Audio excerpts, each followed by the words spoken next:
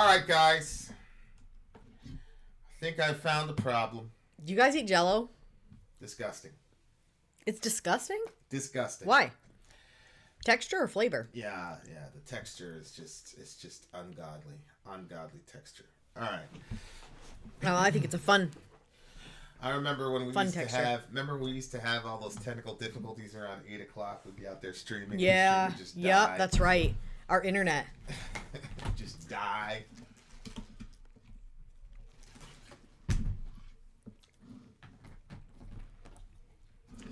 I don't know how much of it is the high-tech internet we got versus the plugging it in directly into the wall. See what I'm saying? I agree. Although I will say, like, Fortnite is much funner to play with high-tech internet. Mm-hmm. And that's not plugged directly in. No.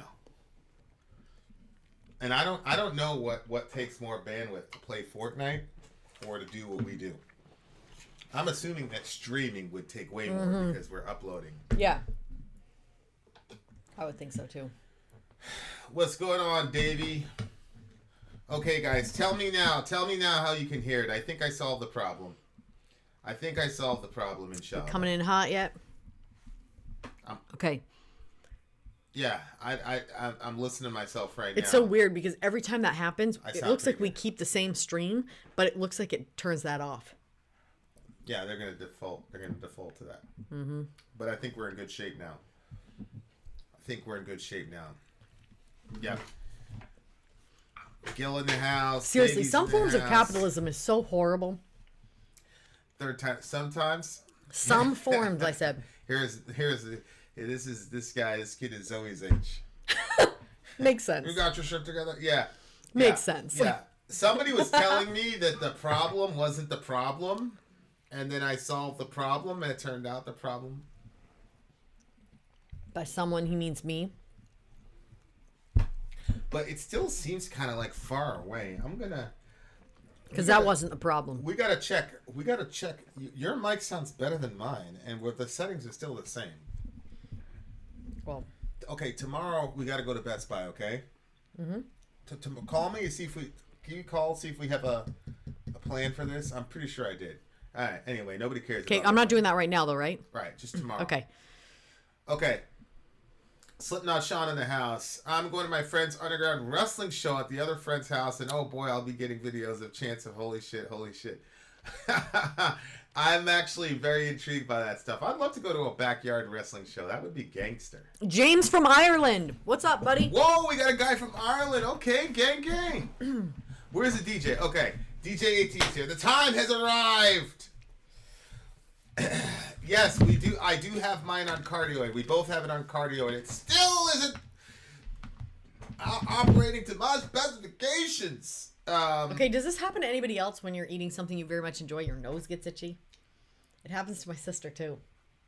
You just have a strange itching. Okay, guys. How dare you unplug my... Didn't get any notifications. YouTube is doing a concerted effort against us. Yeah. We shall return. Very apparent. Commercial number. YouTube isn't doing anything to us. I don't believe that. Do you think they're doing something? Yeah, I do. I think it's our belief systems that we've put out there. That's crazy. I don't think it's crazy. I don't think that's it. I do. I don't think that's it. I mean, if anything, it's the constant live streaming. Like, they definitely don't appreciate that. Like, they've made that clear. Why? Why wouldn't they appreciate that? Give me a reason why that wouldn't be good for them. I told you about that thing yesterday from that guy. The guy is a certified YouTube guy. And what's the reason? He did basically a 2-hour breakdown. You know, he might be right, but I don't understand what the reason is. It takes because too long. It's still people coming on YouTube instead of going on Hulu. It takes too long to explain. That's why we're doing the VIN and SORI live channel. Yeah, I know. I'm going to throw in with you on that, but I don't understand why they would do that. I'll send you the link.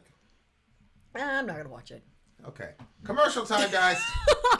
This woman, unbelievable. I'm just being honest with you, baby. If you would like to get your song reviewed, dear listener, there's the filthy capitalist option. As Sori says, 125 gets you straight to the head of the line. You don't have to be a part of the alliance. You don't have to be part of the group. Wait a minute. And the biggest thing is you don't have to wait. You hop, skip, and jump right in front of everybody. 125 gets you there. You do that 3 times, and you get mashed down to the $75 rate for perpetuity. Yes! Also, there is a band review option. So if you've got a band and you're trying to get your band some exposure, hit me up at VinAndSORI@gmail.com, and I'll show you the details about how to pull that off. You can also jump on Patreon, and there is a option on the tiers to be able to get your band reviewed. Yep. Obviously, we can't lie to you, so we can't guarantee a positive review.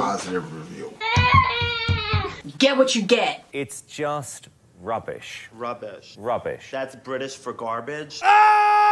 My favorite is the community option. $1 at the gate gets you in at Patreon. You get to join an alliance. The alliance joins their points together, and that helps determine what songs that we do. The alliances hang out on Discord. Message me on Patreon to get the link. And they do all kinds of other cool things. They do Minecraft, Dungeons and Dragons. Yeah. It's really a community within the community. Anybody can go in the village. Facebook.com/VIN and SORI. There's 160,000+ people on the channel. What's cool about the Discord is that it offers a real opportunity for community connection, friendship, that type of thing. And it's on Discord, so if you're not a Facebook person, it's for you. You start off at $1. Right. Plus you get exclusives. SORI and I are working on a song. So the first 15 seconds of that was on Patreon. Also, at $15 tier and above, when we actually debut the video, they're going to be there live with us. There you are, dear listener. Buy our merch. Yeah, Buy our merch indeed. A child shall lead them. it's this one. You want to airdrop it? Yeah, that's fine. Calm down. All It's right. okay. It's okay. It's Well, okay. I said I was going to do it, and then I completely spaced it. All right, dear listener, welcome to the DJ stream. Yep. Where If you, dear listener, would like to be a DJ, the process is very, very simple. 4 song minimum, no song maximum. SORI always cringes when I say no song maximum. Why do you always cringe when I say no song maximum? because I feel like, what if somebody wants to do 15 songs in one day? I don't feel like I'm going to be able to sit here for that long. ADD is going to kick in. I don't think ADD would kick in, you weirdo. You're so weird. Did you get it? You're so weird. Hey, you know what, babe? You were right. I don't like the seeds in these grapes, but they're definitely better than the other ones I got. Well, I'm going to have AT symbol over on my side because he's my buddy. I talk to AT almost daily. Almost on the daily. Okay. By the way, that red and green symbol is from DJ AT's Rented Reality Instagram account. That's the name of his Instagram Oh, account. okay. Which I just think is it's badass. I really he's like that guy Lex Friedman. I don't know if you know who that guy is. I listen to him from time to time. But he's got an account. So he's got an account at IG. It's called Rented Reality. He's an artiste, and he does his thing. We've got a couple pieces of his art here tonight. AT, if you could just send me another email and just make those pictures a little bit more clear, because it's very hard for me to tell which ones go with which song. That'd be great. Thanks. Okay. So guys, lock in, load in. We've got I'm pretty sure these are gonna be this. Come on over, Neil, and get me some food if you made too much, huh? Okay, guys, here we go. Song numero uno is Amon Amarth-Into the Dark. Is that what it's called? Into the Dark, Amon. Yep, Into the Dark. Amon Amarth-Into the Dark, DJ AT. Let's do it.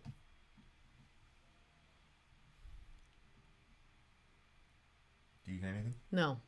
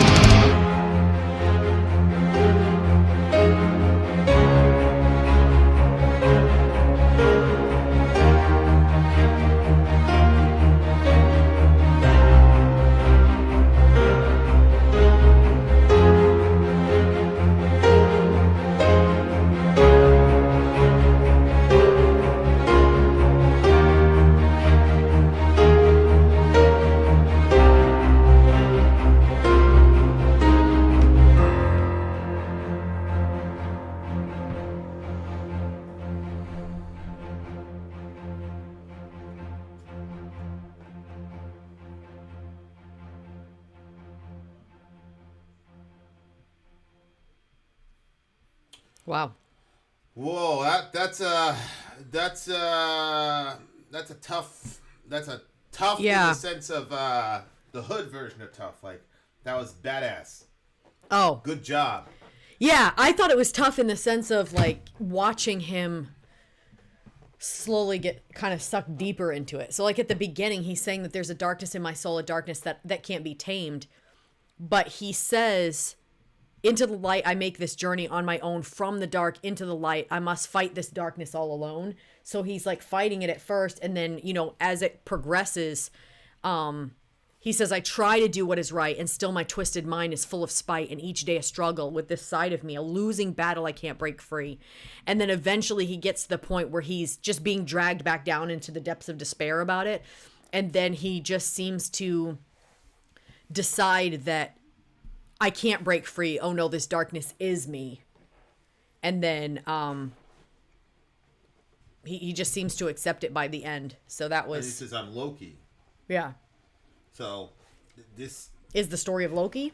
Yeah, this might be... You know, Amon Amarth, like, we've done a couple of them, and it's all the Norwegian stuff. The Norwegian religious stuff. Which is fascinating, because... whether you believe that there's an actual ontological being in the universe somewhere called Loki, or whether you look at Loki as a type archetype of something, yeah, of some aspect of human nature, maybe the mischievous dark side of human nature. That was kind of, yeah. you know, it was on Disney, right? Like the Loki series. I think so. And that was one of the big kind of... I liked it. Well, there was always this undercurrent of like, how could we trust you? You're Loki type of thing, and he's always lying. You know what I'm saying? So it's like, it's. I mean, he can't even trust himself. Right. Correct. Yeah.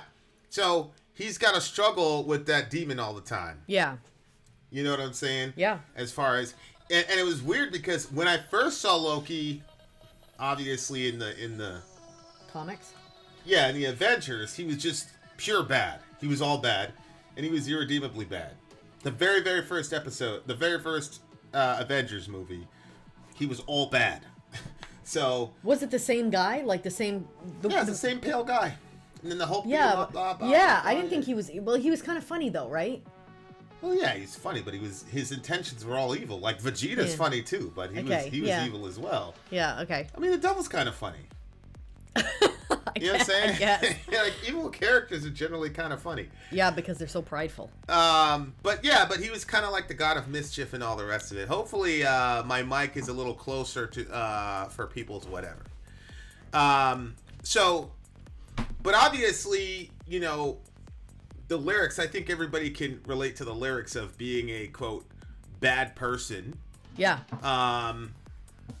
And trying to be a good person, or trying to, you know, attain to whatever vision of goodness or whatever definition of good you think good is. And you don't necessarily have to be a Christian. I mean, everybody has a definition of what they think good or bad is. You know what I'm saying? And that's not being, you know, what people call being a good and bad person. That's not exclusive to Christianity. There's a lot of people, I mean, everybody's got, to some degree, you know, I'm sure there's probably some philosophy out there, a person would say, no, I don't care about being good or bad. But most people do care about being good or bad. And most people have a definition of good or bad. And whether or not you think there's a true definition of what goodness or bad is that can be established objectively, I'm just talking about in the real world. Everybody kind of walks around with the idea that there's a good and a bad that we should attain to, or that we should avoid. And I think people really struggle with this concept of why do we have this standard of goodness that none of us can seem to attain or maintain? And I think a lot of philosophies are ultimately dedicated to try to figure that shit out. Yeah. And that's why, you know, Macbeth is such a fascinating story. Is because you have this guy who starts out as at least in the world of Macbeth, a very good person. You know, he's a warrior. Right, yeah. He's fighting for good. Well, that's obviously. how the king landed in that situation, was because he trusted him. Yeah. Oh, correct. Yeah. No, that's a very, very good point. And that's why archetypes like Macbeth are so captivating to people, because you can have a person that's so good that they gain your trust. Yep. And then that kind of betrayal is like, holy shit. And it's the same thing with Judas. Why Judas is such a crazy archetype, because he was trusted the most out of all the disciples, because Correct. he was given the purse. Like, he would hold everybody's money. Obviously, the person that's going to hold all the money has to be the person that everybody feels is the most trustable person, and that was that was him. Yeah. It's crazy because he was stealing from them the whole time. Yeah. So, haven't I chosen you 12, and one of you is a devil? We I used to have all these like cartoon versions of Bible stories for Salem. But the people that created it always made like the bad people like more black than the other people. It was really terrible. I didn't realize it until you pointed it out, and then I'm like, oh my gosh. Well, the Judas character, which is supposed to be the one that everybody trusted the most, he always looked like really sinister. Like, how did everybody fall for this? And then when you told me that, I was like, you're right. Why do they do this? He's got like the darkest hair, the darkest look about him. Ridiculous. That's what I'm saying.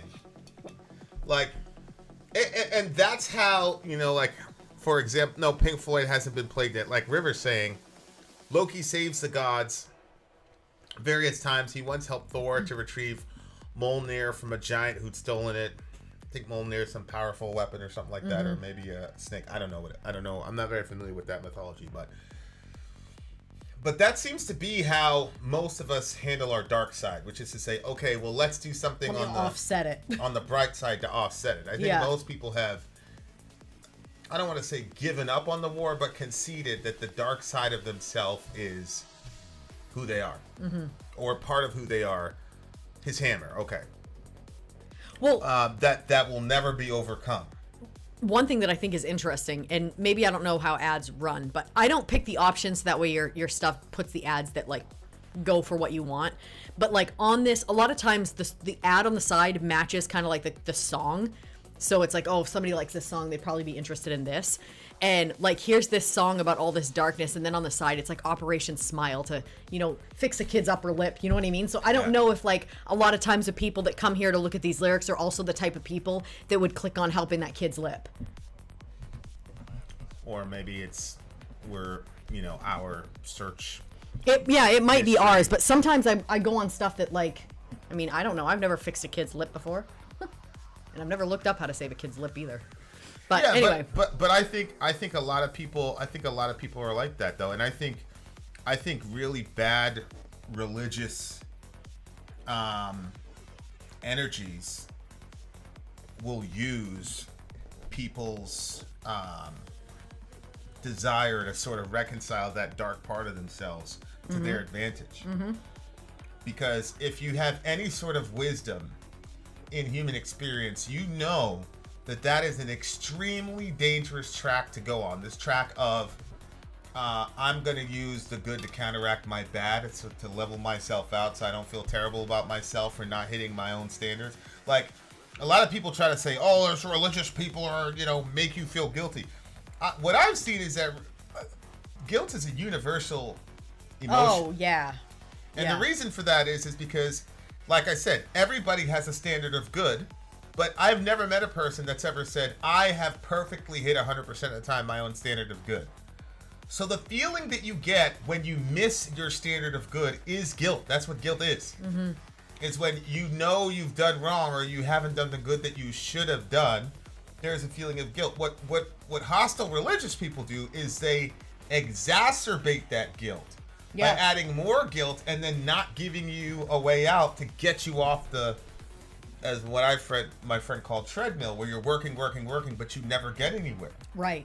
It's like religion will get you working, and you're sweating and you're doing all these deeds to try to cancel out your darkness. But then, 5 years in deep, you never get anywhere, except for feeling more guilty. I was gonna say, I think you feel more guilty. Yeah. So it's a very interesting to look at. There's a darkness in my soul, a darkness that can't be tamed, a deep void of emptiness, the gaping wound, a vile, corrupted entity that has no name. That's a good line. That's a very, very, very good line. From the dark into the light, I make this journey on my own. From the dark into the light, I must fight this darkness alone. See, that sounds very, that sounds extremely sad that he's alone. Yeah. Well, I mean, I didn't take it as like he's completely alone. Just like in this struggle, he is alone. And there's a sense in which all of us are alone unless you know, invite the gods into your battle with you. Yeah, but I think sometimes it's better that they be alone than they get exposed to certain types of systems of thought. You know, like we've got a friend, and the way that he's solving the problem is asceticism. You know, he's all this crazy self-denial, but it turns it in our view anyway, it's turned him into an extremely kind of judgmental, prideful person to the people around him. Right. To the people outside of his circle, he's actually very nice to. But to the people inside of his circle, he's got such high standards that they can't attain to that, you know, it's kind of, I don't want to say it's a turnoff, but I mean, Well, it's putting that person kind of under a yoke of slavery. oh, absolutely. You know what I'm saying? Absolutely. But I do think there's a lot of self-awareness in this song where he says that he can't tame it. Yep. I think that's, you know, now obviously that's what we've been saying for thousands of years, that there's a principle of darkness within you that you can't tame. But then the question becomes, who is the I? Because he's saying, I must fight this darkness all alone, but the person or being that he's fighting is not some entity outside of himself. Well, I think that He's sounds saying like that darkness is in his soul. Yeah, at the beginning of it, it sounded like it was something that was not him, and then by the end, he's saying, "No, it's me. I am this. That's me." Right. So he's saying, there's a darkness in my soul that cannot be tamed. So it's a. I was gonna say it's a faction of himself. It's a fragment of himself, but it's probably more accurate to say that there's a faction in himself that is like this. Like right now, there's a country at war, and there's a clear faction that wants peace, and there's another faction within that country that wants war, all in the one country. And so I've moved away from thinking of a human being as a sort of singular conscious entity. Like I'm about 65% more sure that we have multiple consciousnesses assigned to these bodies, and that there is one superego or king consciousness that is held responsible for unifying the factions. Because one faction wants to do this, one faction wants to do that, and I think there's a collection of consciousnesses within ourselves that desire only what we consider dark things. And I think there's a faction within ourselves that desire only right things, and that our superego or our king consciousness is a mix of both, and that is the I that's fighting. So, do you think that the main conscious one can change? Like it would have to, right? Like if there's like one main guy that's like kind of like controlling the other aspects of yourself. But I didn't say he was controlling. I said that the larger one was responsible. He's responsible. Right. Okay. But he can't. He's the words. He's responsible, but he'll never win by himself, is what I believe. Okay. But then, like, let's say somebody's not that they are basically the guide of their own life, but then somebody wants to move over and say, actually, I think that I'd have Jesus be the guide of my life. Then would you say that changes what? Well, let me say it. Let me say it this way, because I'm literally formulating this psychology and theology as we're having these discussions, which is why I talk to AT a lot, because he and I have these discussions. So there's a dark faction in you, which will say the sinful nature, whatever that means. So there's a faction of consciousnesses within you that only want bad things. Then there's a faction of consciousnesses within you that only want good things. But then there's a super ego or the king consciousness that is responsible for making the ultimate decisions. And when we say, I am fighting, that's what we're referring to. So I say, I am fighting, I'm calling that faction of yourself the king consciousness, right? And that's what you get held responsible for and all the rest of it. Here's what I think. I think that, and I'm speaking as a Christian, I think that consciousness is actually allied with our dark side. Okay. I think the alliance is naturally with our dark side, and that the good consciousnesses within us actually are the ones that are doing the fighting. So it's the good consciousness that's doing the fighting to pull us away from the bad consciousness of which we are aligned to naturally. So for me, I think what conversion is God is flipping that, Okay. so that our king ego is now aligned with our good consciousness, which we call that's the image, interesting. which we call the image of God. Yeah. And now it works the other way. That's what I think is happening with a human person. And so that's what he's describing. And he's saying it's a losing battle that I can't break free from. When the reason that it keeps losing is because his king consciousness is allied with the bad side. It's aligned with that one. That's what I think is happening. Oh, that's a good way of putting it. Cassia in the house. I thought it would be so cool if in the chorus there was a female vocalist. The executive control. That's good. That's what I'm going to call it from henceforth. The executive The control. executive consciousness. Yes. No, I really believe. I think that's where I am. Yep. I think that's where I am. VIN about Christianity. Resistance and futile. You will be assimilated. I agree. Yeah, I agree. I think resistance is futile but necessary. You should resist your alliance to your dark consciousnesses, because you'll end up doing some really horrible things. You'll end up doing it, but none of us have the strength to resist that, because it's one of those battles where it's like, no. You know, it's like the alcoholic. That's what I He's was gonna driving say, by the yeah. bar. It's like, I'm fighting this. Right. What did you think about? Did you think that the chorus should have a female vocalist in there too? Would be cool. Oh, especially at the end. Yeah. Yeah, if a female vocalist was accenting the lyrics, I mean the guitar melodies, Yeah. that would have been great. Yeah. Once a person becomes baptized, the old person die, a new person is born. Right. So the death of the old person would be symbolized by a new executive consciousness. So or a new alliance with the executive consciousness. Right. So now the executive consciousness is aligned like with that. the image of God within you. And you have to understand that the dark consciousnesses within you, or the one or the many, you have to understand that that's still part of you, and you have to love yourself unconditionally. I think that's one of the biggest, like, observing some of my kids, the ones that love themselves unconditionally are so much more Happy. able to love other people. They're Yeah. so much quicker to love other people Yep. and forgive other people. The Yep. ones that don't love themselves unconditionally, forget it. It's true. It's what's funny is that, from my vantage point, the ones that love and accept themselves are actually the ones that make the most screw ups too. Yeah. So maybe it's just like, it's a lose. I mean, what am I gonna do? You know what I Yeah, mean? yeah. But the ones that are able to more tote like that line of perfection, they have a harder time because they want to be perfect. Yeah, you have and to- they believe themselves to be able to be there. I'm a real firm believer in, you have to be, of all the people in the room, you must be kindest to yourself.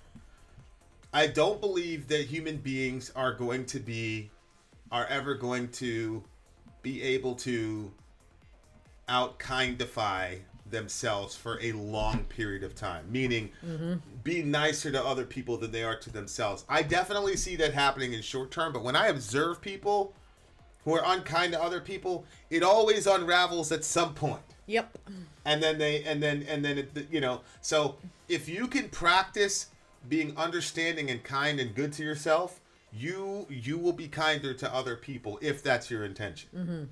But so you have to look at the dark side, and he's using terms like demons and things like that, and I understand that, but I think in order to really, really, truly be kind and good to other people, you have got to be kind to yourself. Mm-hmm.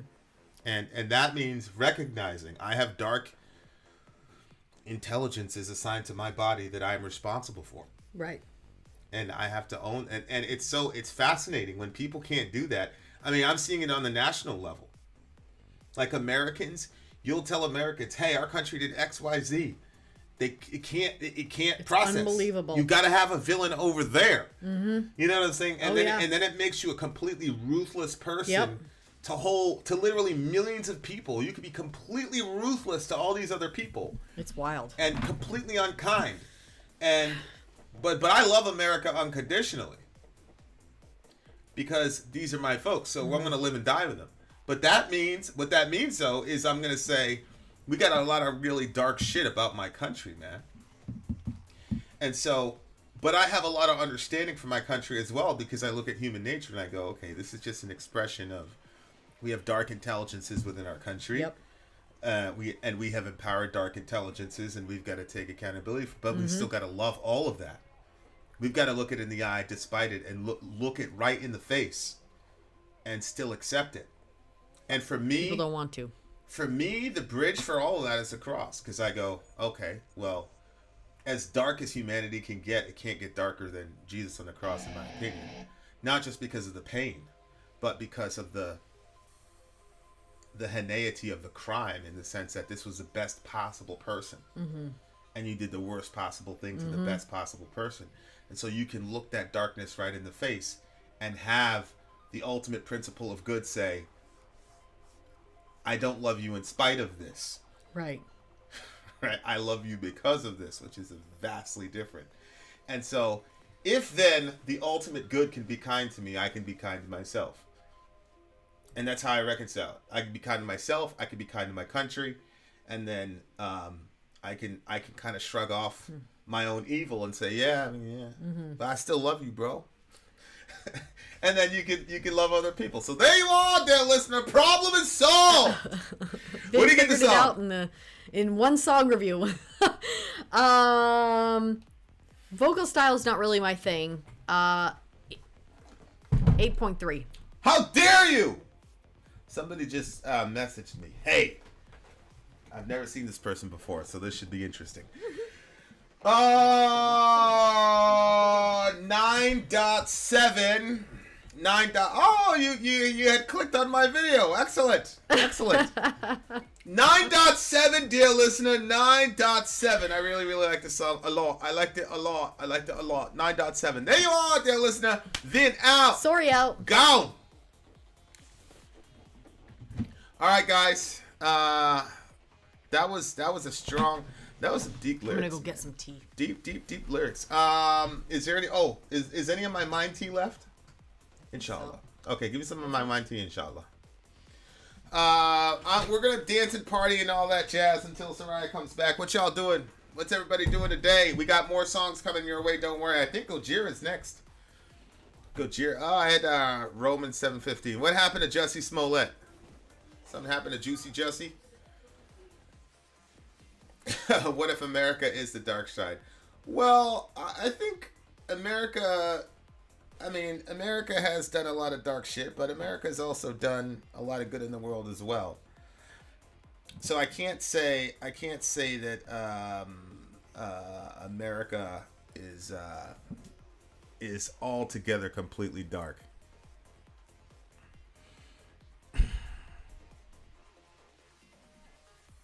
So that's why. Which Star Trek had 7 of 9 in it?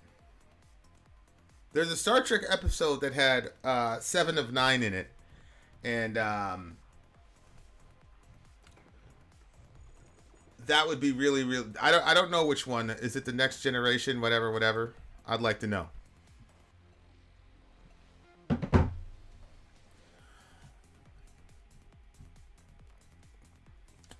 You would be a Trekkie, Amy Lee, forever. Would she, though? Would Amy be a Trekker? A Trekkie. Okay, so for some reason, my comments are not popping up. So if I am not engaging your guys' commentary, that's why.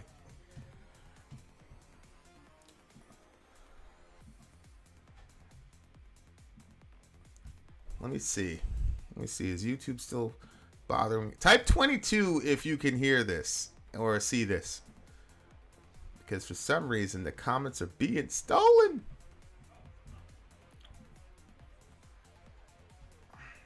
See, right there. Captain Picard, all these other people. Voyager.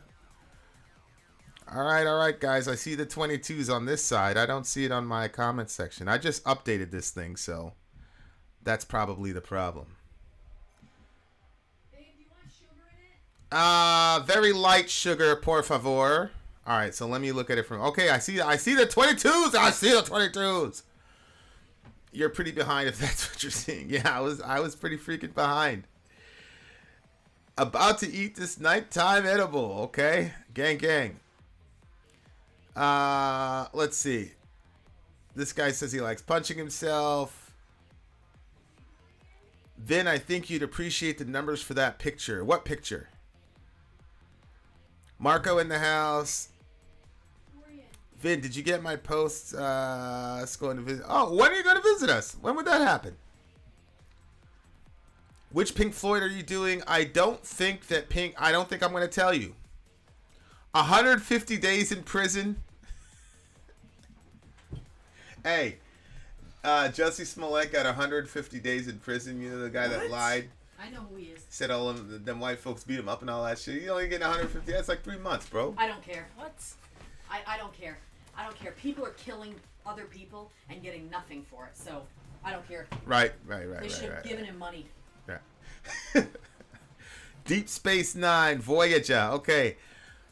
I can't wait for you to... Yeah. How old is your daughter now, by the way?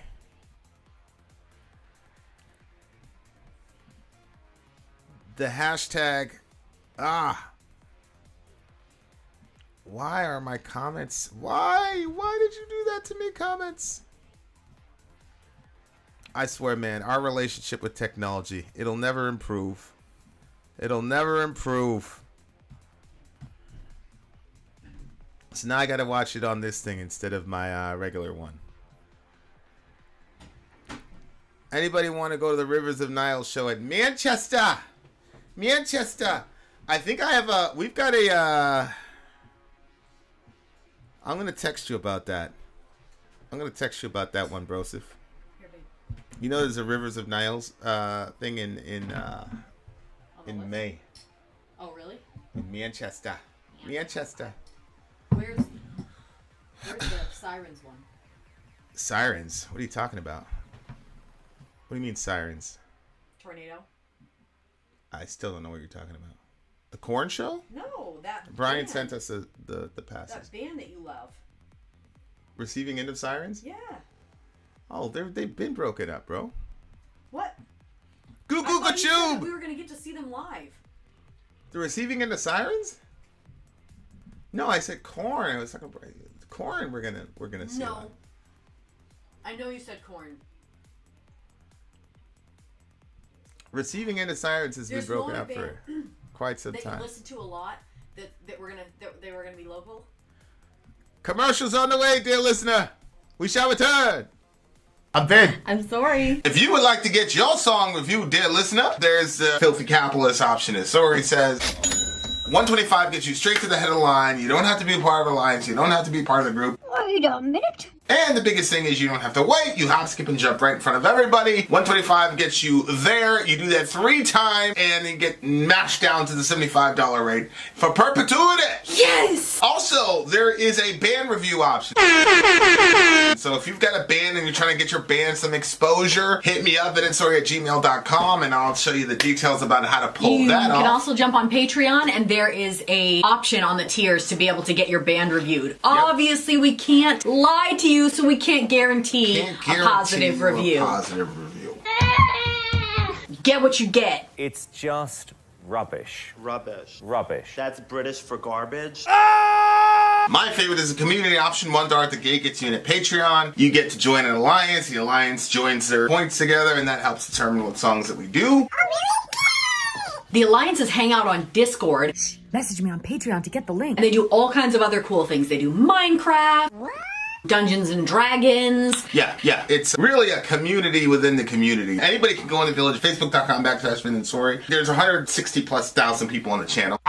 What's cool about the Discord is that it offers a real opportunity for community connection, friendship, that type of thing. And it's on Discord, so if you're not a Facebook person, it's for you. You start off at $1. Right. Plus you get exclusives. SORI and I are working on a song.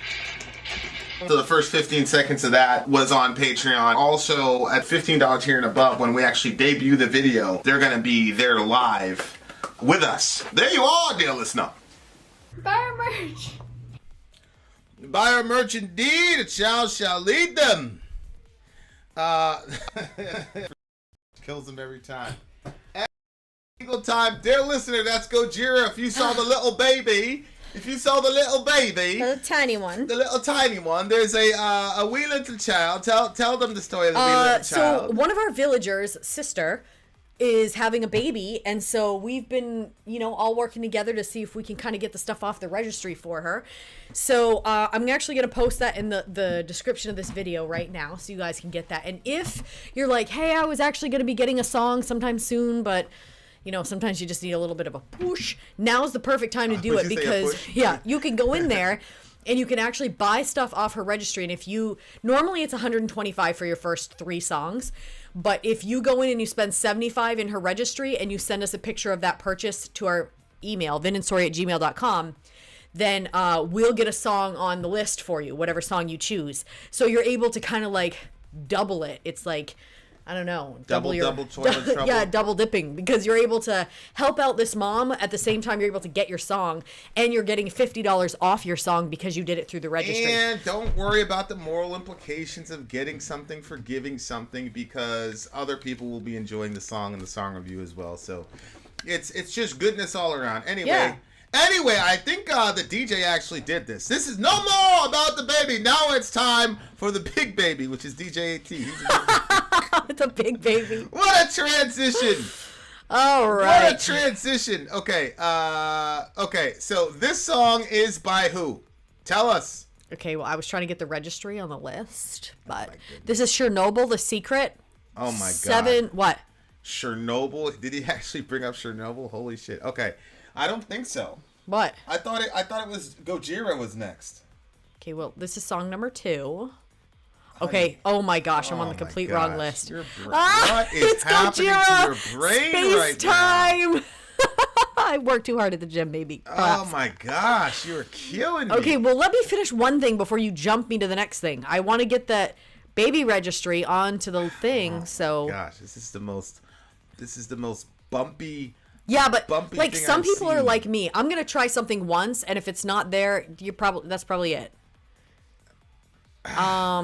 This is weird. It's now saying it's unavailable in some weird language, Spanish. Okay. This is weird. Okay, we're just gonna have to go. Let's take off. Take off. There's just too many problems. Too many problems, Soraya. Gojira-Space Time, bitches. Let's go. Space and time. No, not Space and Time. It's Space Time. Okay, Gojira-Space Time. Let's go. Do you hear anything? Nope. There it goes.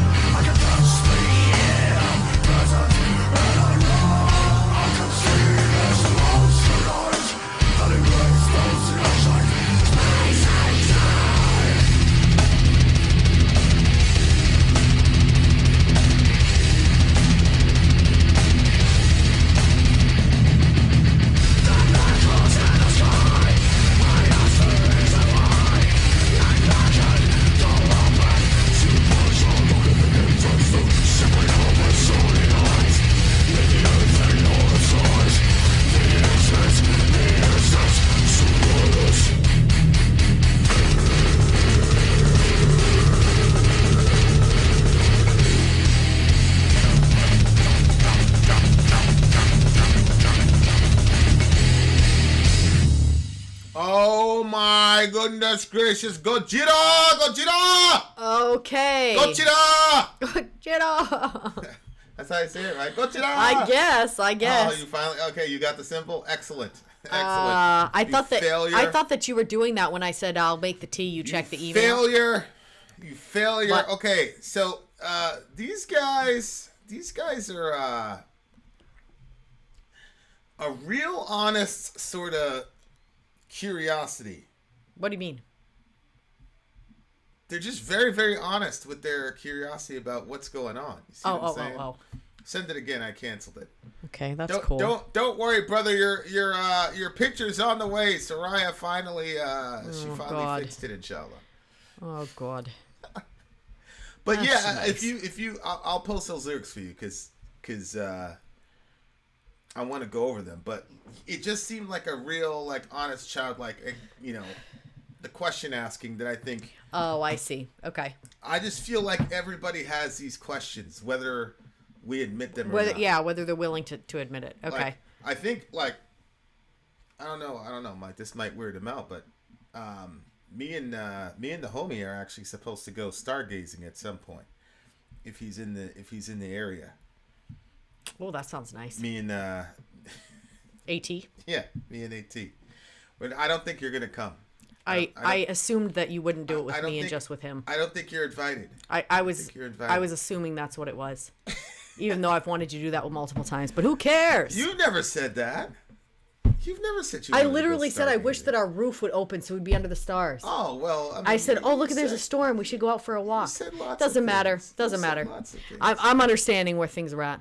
Go said- stargazing. Enjoy You yourselves. said lots of things. All right, so this picture represents this song for the big homie DJ AT. I think he made this art, right? AT, you made this, right? Yeah, check out his Instagram. Rented Reality on Instagram. AT, send me your website. I want to know. Okay, so I fix my attention on this ball spinning round inside of me, deep inside, revolving conscious planet on an axis around this star by the light. And the black holes in the vault of heaven makes me wonder why. How matter can disappear. Are the doors in this wall to reach the light from time and space? So this is going on inside of him. Is that that's what you got from that as well? What do you mean? Well, yeah, but revolving conscious planet on an axis around the star by the light. So there's something like percolating inside of himself that he's trying to figure out about the world, and I mean, these are all the existential questions. Why are we here? Yada yada yada. The black holes in the vault of heaven makes me wonder why, how matter can disappear. Like black holes. Oh, yeah. Suck out the light and all the rest of it. Yeah. And the doors. Are there doors in this wall to reach the light from space, from time and space? Yeah, it's like one of the questions. Like if I wasn't a Christian, that I would ask would be, what was here before the Big Bang? I mean, obviously there's the causal question, what caused the Big Bang and all the rest of it. Because if everything was, wrapped up in the singularity, what made the thing explode? And then you got what's his face, Hawking, which I thought was just a lot of sophistry and nonsense, where he basically said nothing can explode and create everything. I just think that that's crazy. I don't think that there is ever. Yeah. I think the concept of nothingness itself is impossible. I think nothingness is a sort of logical concept. Yeah. But as far as it being a practical concept, I think it's impossible. I agree. Because I think if there was ever nothing, nothing would be the only thing that would be. Because forever. How could you translate? Like you've got Einstein's theory of relativity equals mc squared. How could you translate nothingness creating everything? You'd have to say 0 plus 0 equals 1 trillion. Mm-hmm. You can't translate that mathematically. I mean, nothing. 0 plus 0 is always going to equal 0. Mm-hmm. So, which is one of the reasons why, back in the day we always used to speculate about, eternal matter. Mm-hmm. It was Plato. That matter in the universe is eternal, because I just think that if there was ever nothingness, then I've never heard anybody, and this doesn't I mean, I guess you could say that's an argument for necessary being. Because 1 contains within it all the numbers in the world, all the numbers to infinity, but 0 contains none of them. Right. And, you know, obviously mathematicians argue 0 isn't technically a number, yada, yada, yada. But, Yeah. Well. but yeah. 1 contains all the numbers, so you can get everything from 1, but you can't get anything from 0. Mm-hmm. So if you ever had a 0, then I just think it's impossible. Mm-hmm. So that does force you to ask some questions. Now, AT, my brother disagrees. I disagree, but I'm not taking that position. You disagree about 0 creating stuff? Is that what you're saying? And again, I don't I need to understand get that to the either. chat. How would you know you're here except by the fact that you once weren't?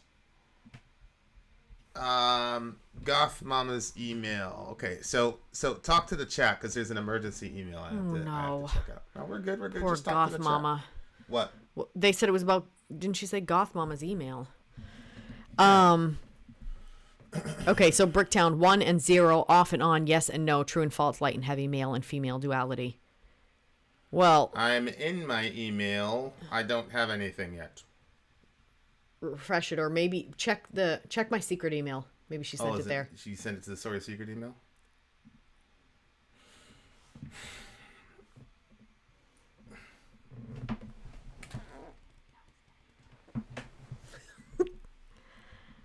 There's no email yet by Goth Mama. Okay, so the Big Bang is about expansion, so it doesn't say there was nothing. It just started from an infinitely small point and started expanding. Yeah, but what started that infinitely small point? That's something. I agree. And the argument is that there was never nothing. Mm-hmm. And I'm not saying that proponents of the Big Bang say that it came from nothing. I specifically said Hawking. No, it's Davy's email, not Goth Mama's. Oh, okay. Okay. I think I know what she's talking about. Yeah. 1 and 0, off and on, yes and no, true and false, light and heavy, male and female duality. Well, to a degree, there's duality, but I also think you probably believe in the binary, the non-binary ideology when it comes to male and female. I don't think that you need non-existence to know that you exist. I don't think so either. I don't understand how that follows. Yeah, I don't think so either. I think you need consciousness to know that you exist, but I don't think that you need the concept of non-existence to know that existence is a reality any more than you need badness to know that goodness is a reality. Non-existence is the negation of something. Right. Evil is the negation of something. So I we've had this discussion. I don't think that evil exists as an ontology within itself. Evil is simply the absence of good. So you can have good without evil. Right. But you cannot have evil without good. Yeah. You can have existence without non-existence. But I'm not sure why you would have to have.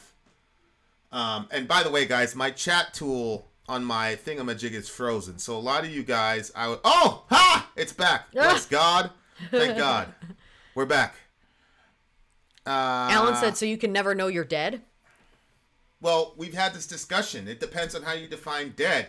If you define dead as... He said, if death is the separation of spirit and body, where does mind relate and connect to each of them? Good question. How would you answer that? I have no clue. I'm waiting to hear your answer. Well, the Greek term for soul is psychikos, or psyche. That's actually, like, if you look in your Bible and you try to find the word soul in your Bible, the Greek term is actually psyche. Mm-hmm. And so, Paul says, may your whole spirit, soul, and body be kept pure until the day of the Lord Jesus.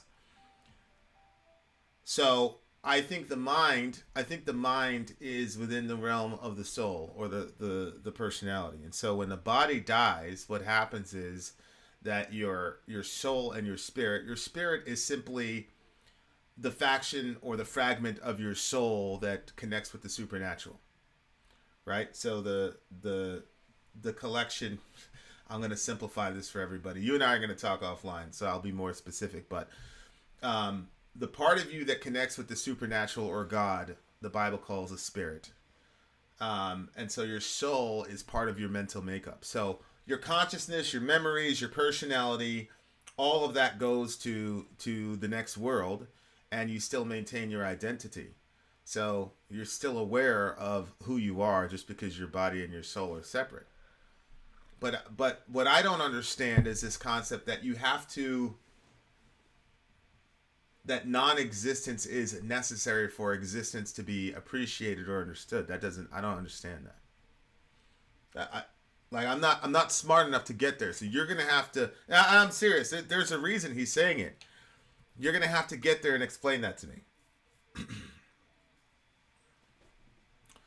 Oh, I mean, I can kind of see what he's saying if I'm seeing it right. Like, just like if you could see everything, what makes seeing is that you have blindness. Like the opposite. Like, I see the duality thing, but I'm not really sure. What makes seeing is blindness? No, like I don't know how to explain it.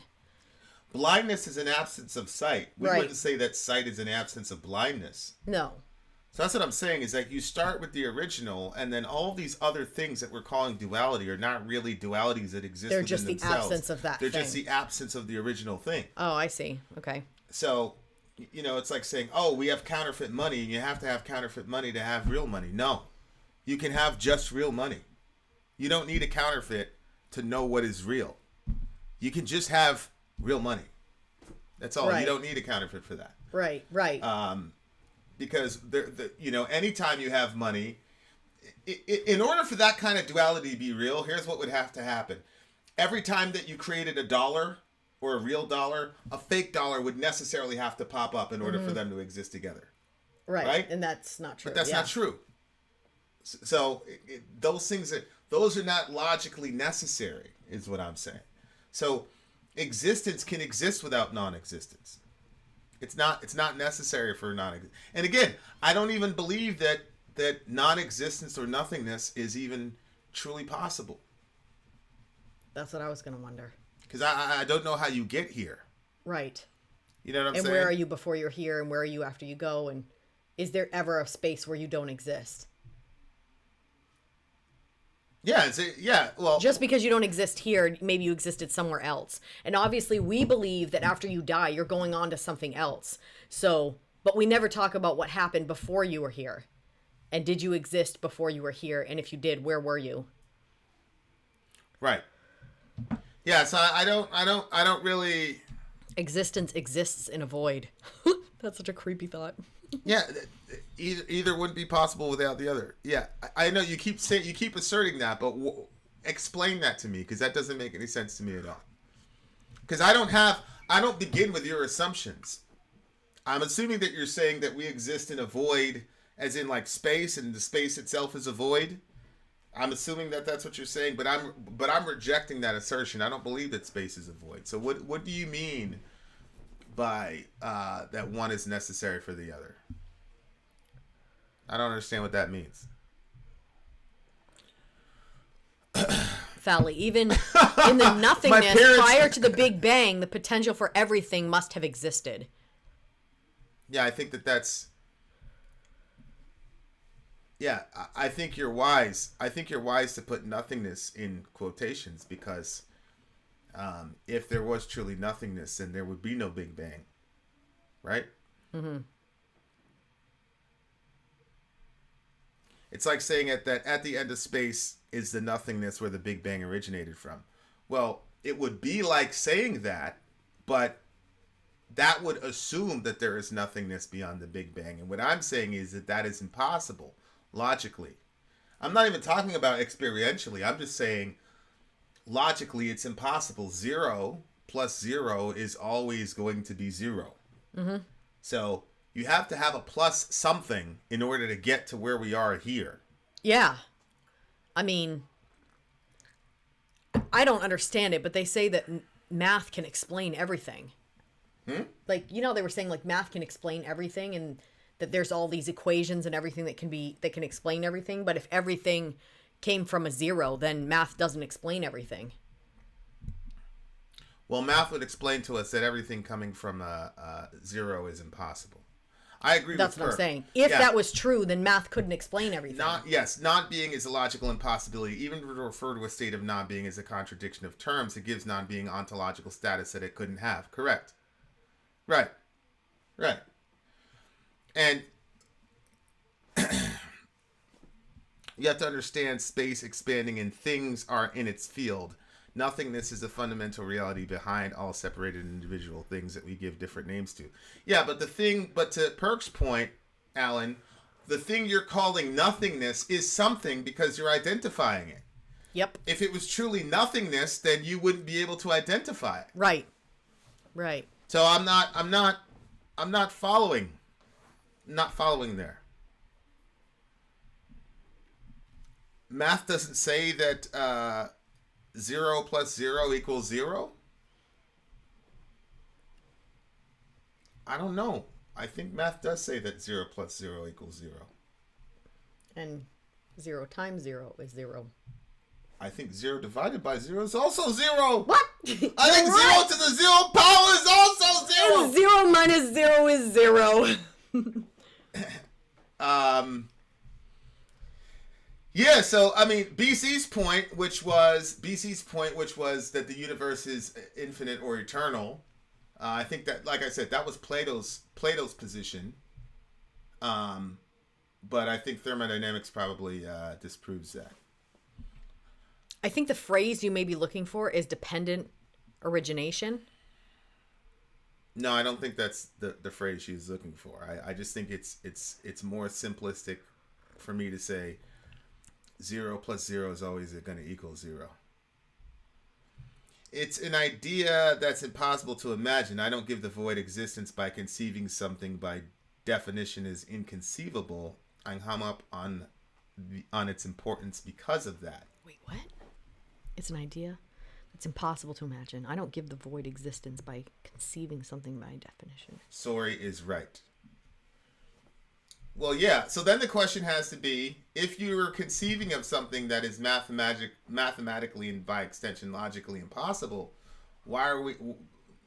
shouldn't you dispense with that idea and then just move up from 0 to 1?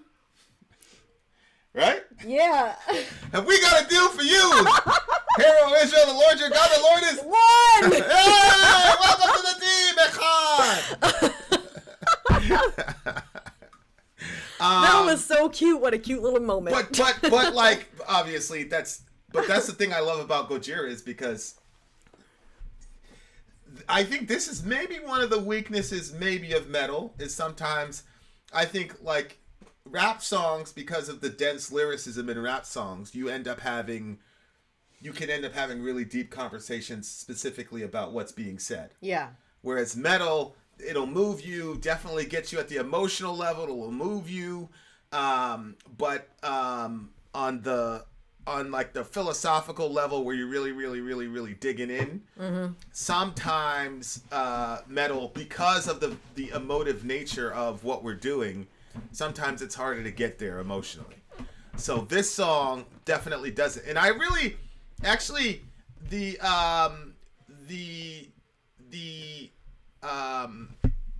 speaking of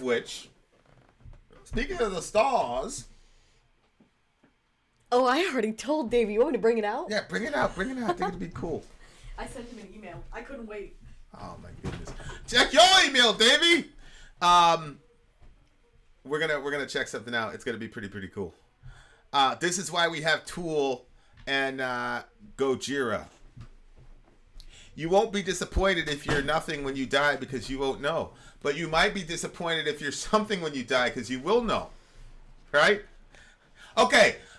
Before we rate this song and the brilliant conversation we had as a result of this amazing song, one of our homies sent us something. It was like a Christmas in December. This is, can you see this? Hold on, it's coming in backwards because we're so good at observation. Oh. Human beings, we're so good at observation. Here we go. Okay, This is Star Registration. And this is got to be... I really, really wish we would have had the opportunity to actually open this thing on camera. So what happened is, Davey, you had already said that, like, you had sent us something and it was important and stuff, and then I started thinking, like, we were waiting to open it on camera, but then all of a sudden I just got, like, semi-paranoid, and I was like, what if, what if he was like, please respond to this, and there's, like, some panicky situation that you're in, and then we're waiting to open it on camera. So I couldn't wait because I was, like, afraid that you were in danger. So I opened it up. It's like, maybe I've been watching too many shows. I don't know. So I opened it up, and, like, I saw he got a star for us. It says right here that the star has been named VIN and SORI. I cried. I literally cried. I was like, oh my gosh. And Vinny and I haven't done it because we want to do it together, but you download the app, and my son was doing it, but I was like, don't show me because I want to look at it with Vin. But you take from the app, you hold it up to the sky, and, like, it'll literally guide you to where your star is, so then you can just, like, set your phone and then see it right beyond it. So Vinny and I are gonna go stargazing together, and we're gonna find our star. So thank you for that. I hate saying stuff like this. Why do we have to rank everything? But I gotta tell you, that's probably it was like one of the more significant gifts we've ever gotten. Period. Ever. Yeah. I mean, we've gotten some pretty significant gifts. 100%. But this one was 100%. like, I don't know. And for some reason, like, I've heard of people doing this before, and I didn't think that I was like, oh, that's probably like a scam, or I don't know. Like, I had all these thoughts about it, but when I actually got it for myself, I was, like, bawling my eyes out. Yeah, and it was so special, and even seeing, like, this certificate with it and stuff, like, I have to tell you, literally, it's really good quality paper as well. Literally, Davey, I have never kept any certificates. Anytime I got a certificate in my life, the first thing that I did when I got home is throw it straight in the trash, because I always felt like certificates were, like, fake ways of motivating people. Yeah, I never liked them. But this is the first time that I've gotten a certificate that actually felt so meaningful to me. He said there's a message in there. I didn't see a message. I mean, it says right here, thank you for saving my life. Much love, Davey J. Thank you for saving my life. Much love from the big homie, Davey J. And, like, I read that to Vinny when and it was also it was successfully entered into the star naming registry on December 2nd, 2021. And the star has been named VIN and SORI. I just thought that was so, like, special, and so, I don't even know, like, I don't know. I cried. I could cry right now. Yeah. I just thought it was just really, really great. It meant a lot. It meant a lot. Yeah. That's mind-boggling to me. Yeah. And I think too, I also cried because I was like, I had, like, pumped myself up, like, what if there was something wrong and maybe you needed help or something, I don't know. And then when I opened it and you were okay and you were like, thank you for saving my life, it was just all positive. And then it was a star. It was just like, it was super cool. I wish we would open it on camera, but I was concerned about you. So I wasn't going to wait just to get a reaction on camera if you needed us. So I know. Yeah, we thought the homie was in peril. I was like, what is in peril? We don't want you. All right. Now we can transition to rating this song. Oh no. I'm very. It's a solid 9 for me. I felt like this was a solid 6 for me. This was early Gojira. What did you just say? Yes. It's because the riffage and the arrangements were a little bit different. They were different, and I just, like, you're just so corny. I couldn't feel it. But the conversation during, afterwards was interesting. So. Unbelievable. And wait, look. Alan, it's kind of like buying a patch of soil in Scotland to be a lord. I didn't know you could do that. How dare you be so corny and rated so? I put too much green on this thing. Anyway, so you Did you guys. see negative vibes? No. He's like, Finn has been on the left side this entire time. My whole life is a lie. Yep, Says. that's what happens. But this Your is reality is not necessarily your reality. this is all observation. This is a scientific method, Right. listener. Observation. No, I just think you're saying it. Gojira has very unique structures and chord progressions. They make very different decisions. And your brain... That's what it is. No, listen. Can't be just that I don't like it. No, listen. Your brain has been formulated to expect certain kinds of progression. Remember that Sean kid? He was explaining this to me in music theory. That's why he was saying... Yeah, I understand that, but there's a lot of times I feel that when there's a song that's off, I always say, I like it. It was off and I like that. So say what you want. It just wasn't my thing. You don't understand what I'm trying to say, commoner. Okay, whatever. Shout out to Janine from Australia, and shout out to Jason, who listens to Amon Amarth. I'm going to get out of here. Shout out to Rented Reality, a.k.a. DJ AT, a.k.a. the artists who created this amazingness. All right, we're coming at you with more art and more music. Vin out. Sorry out. Gone. How dare you? How dare you? How dare you? How dare you bully Gojira? You know, it's so funny because before when you would say that, I would feel like, you know, secretly like a little bit sad that you didn't like my opinion on it. I don't even care anymore. I'm like, Wait, yeah, 6. Gojira? Bitch. Gojira is they're a prog band? Gojira is not. That's a prog so band. funny, Neil. Is That's that a lie. true? They're not a prog band. I'm pretty sure almost every Gojira song I haven't really been into. That's because Pretty sure. You're not like you don't like heavy like crushing soul crunching Oh, music. knuckle tracker. Music. All right, guys, commercial times. We shall return. Rivers of Nil. I'm Vin. I'm sorry. If you would like to get your song reviewed, dear listener, there's the Filthy Capitalist option. As Sori says, 125 gets you straight to the head of the line. You don't have to be a part of the alliance. You don't have to be part of the group. Wait a minute. And the biggest thing is you don't have to wait. You hop, skip, and jump right in front of everybody. 125 gets you there. You do that 3 times, and you get mashed down to the $75 rate for perpetuity. Yes! Also, there is a band review option. So if you've got a band and you're trying to get your band some exposure, hit me up at insori@gmail.com, and I'll show you the details about how to pull You that off. can also jump on Patreon, and there is a option on the tiers to be able to get your band reviewed. Obviously, we can't lie to you, so we can't guarantee, Can't a guarantee positive you review. A positive review. Get what you get. It's just rubbish. Rubbish. Rubbish. That's British for garbage. My favorite is a community option. $1 at the gate gets you in at Patreon. You get to join an alliance. The alliance joins their points together, and that helps determine what songs that we do. The alliances hang out on Discord, Message me on Patreon to get the link. and they do all kinds of other cool things. They do Minecraft, Dungeons and Dragons. Yeah. It's really a community within the community. Anybody can go in the village, facebook.com/Vin and Sori. There's 160,000+ people on the channel. What's cool about the Discord is that it offers a real opportunity for community connection, friendship, that type of thing. And it's on Discord, so if you're not a Facebook person, it's for you. You start off at $1. Right. Plus you get exclusives. Sori and I are working on a song. So the first 15 seconds of that was on Patreon. Also, at $15 tier and above, when we actually debut the video, they're going to be there live with us. There you are, dear listener. Buy our merch. Buy a merch indeed, it shall lead them. To buy our merch, we are in the DJ stream for the big homie. DJ AT. Yeah, I was going to say NT, and I was like, wait, that's not right. You forgot. You forgot. That's why he's taking me stargazing and you're going to be left by yourself. Oh, that's so nice. Rivers of Nihil. Episodes. Episode. I was going to say explode. Speaking of episodes, shout out to Jesse Smollett. You lying ass. Yep. Those lying ass. Lying ass. That's nice. All right.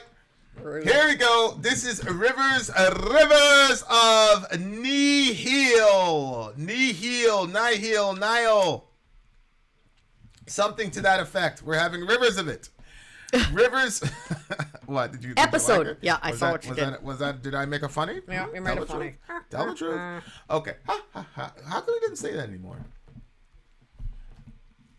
I don't know. He got past it, and then he doesn't want to do it anymore, I guess. Really? Who knows? He's a very opinionated child. He is. All right, so Who made here- him that way? All right, let's go.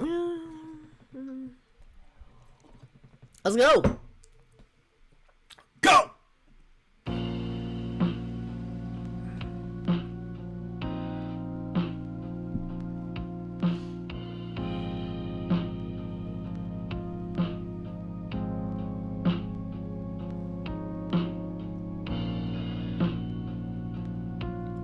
Feeling this already. Yeah, me too.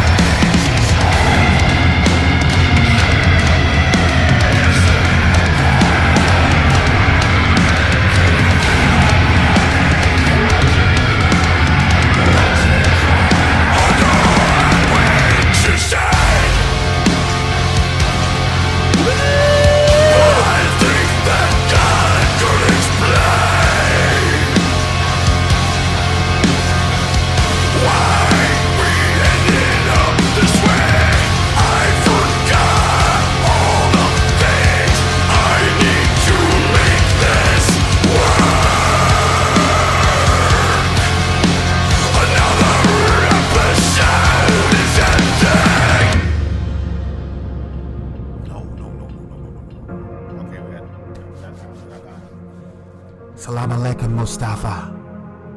Rahmatullahi wa barakatuh.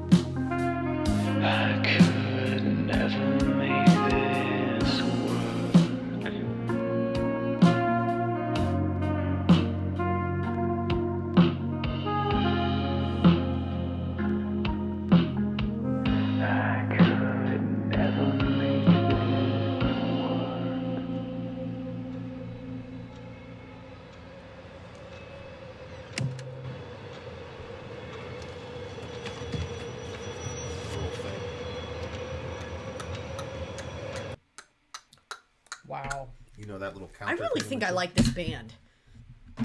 This band.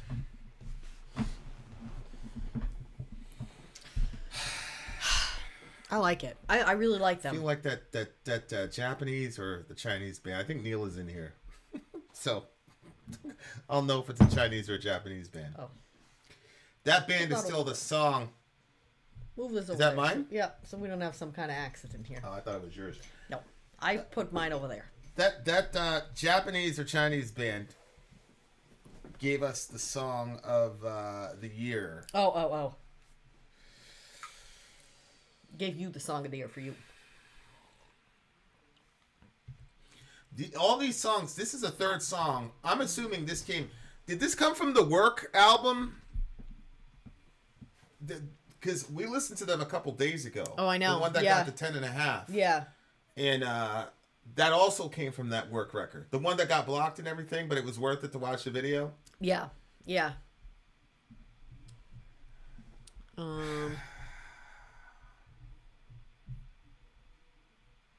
That was all on the Work record. It was on the Work record. It was Maybe One Day or The Void from Which No Sound Escapes. The Void from Which No Sound Escapes is the one where he was like, "Stop cheering! What are you doing?" And then Maybe One Day. Crazy. Like they made the entire. It's called The Work, and you know, obviously he's in a band or whatever. Mm-hmm. But this is one of the. I mean, I'm going to get into it. I feel like this is probably going to be. When did that record come out? Was it 21 or 22? If it's 21, it's still in the runnings. 21. Okay. So, it's still in the runnings for me for Album of the Year. I really love their work. If I hear another song at this level, they did how many songs on this shit? 11 songs. If I hear another song at this level, they're going to win Album of the Year, which would make them Artist of the Year. I don't think you can have Album of the Year without having it's just.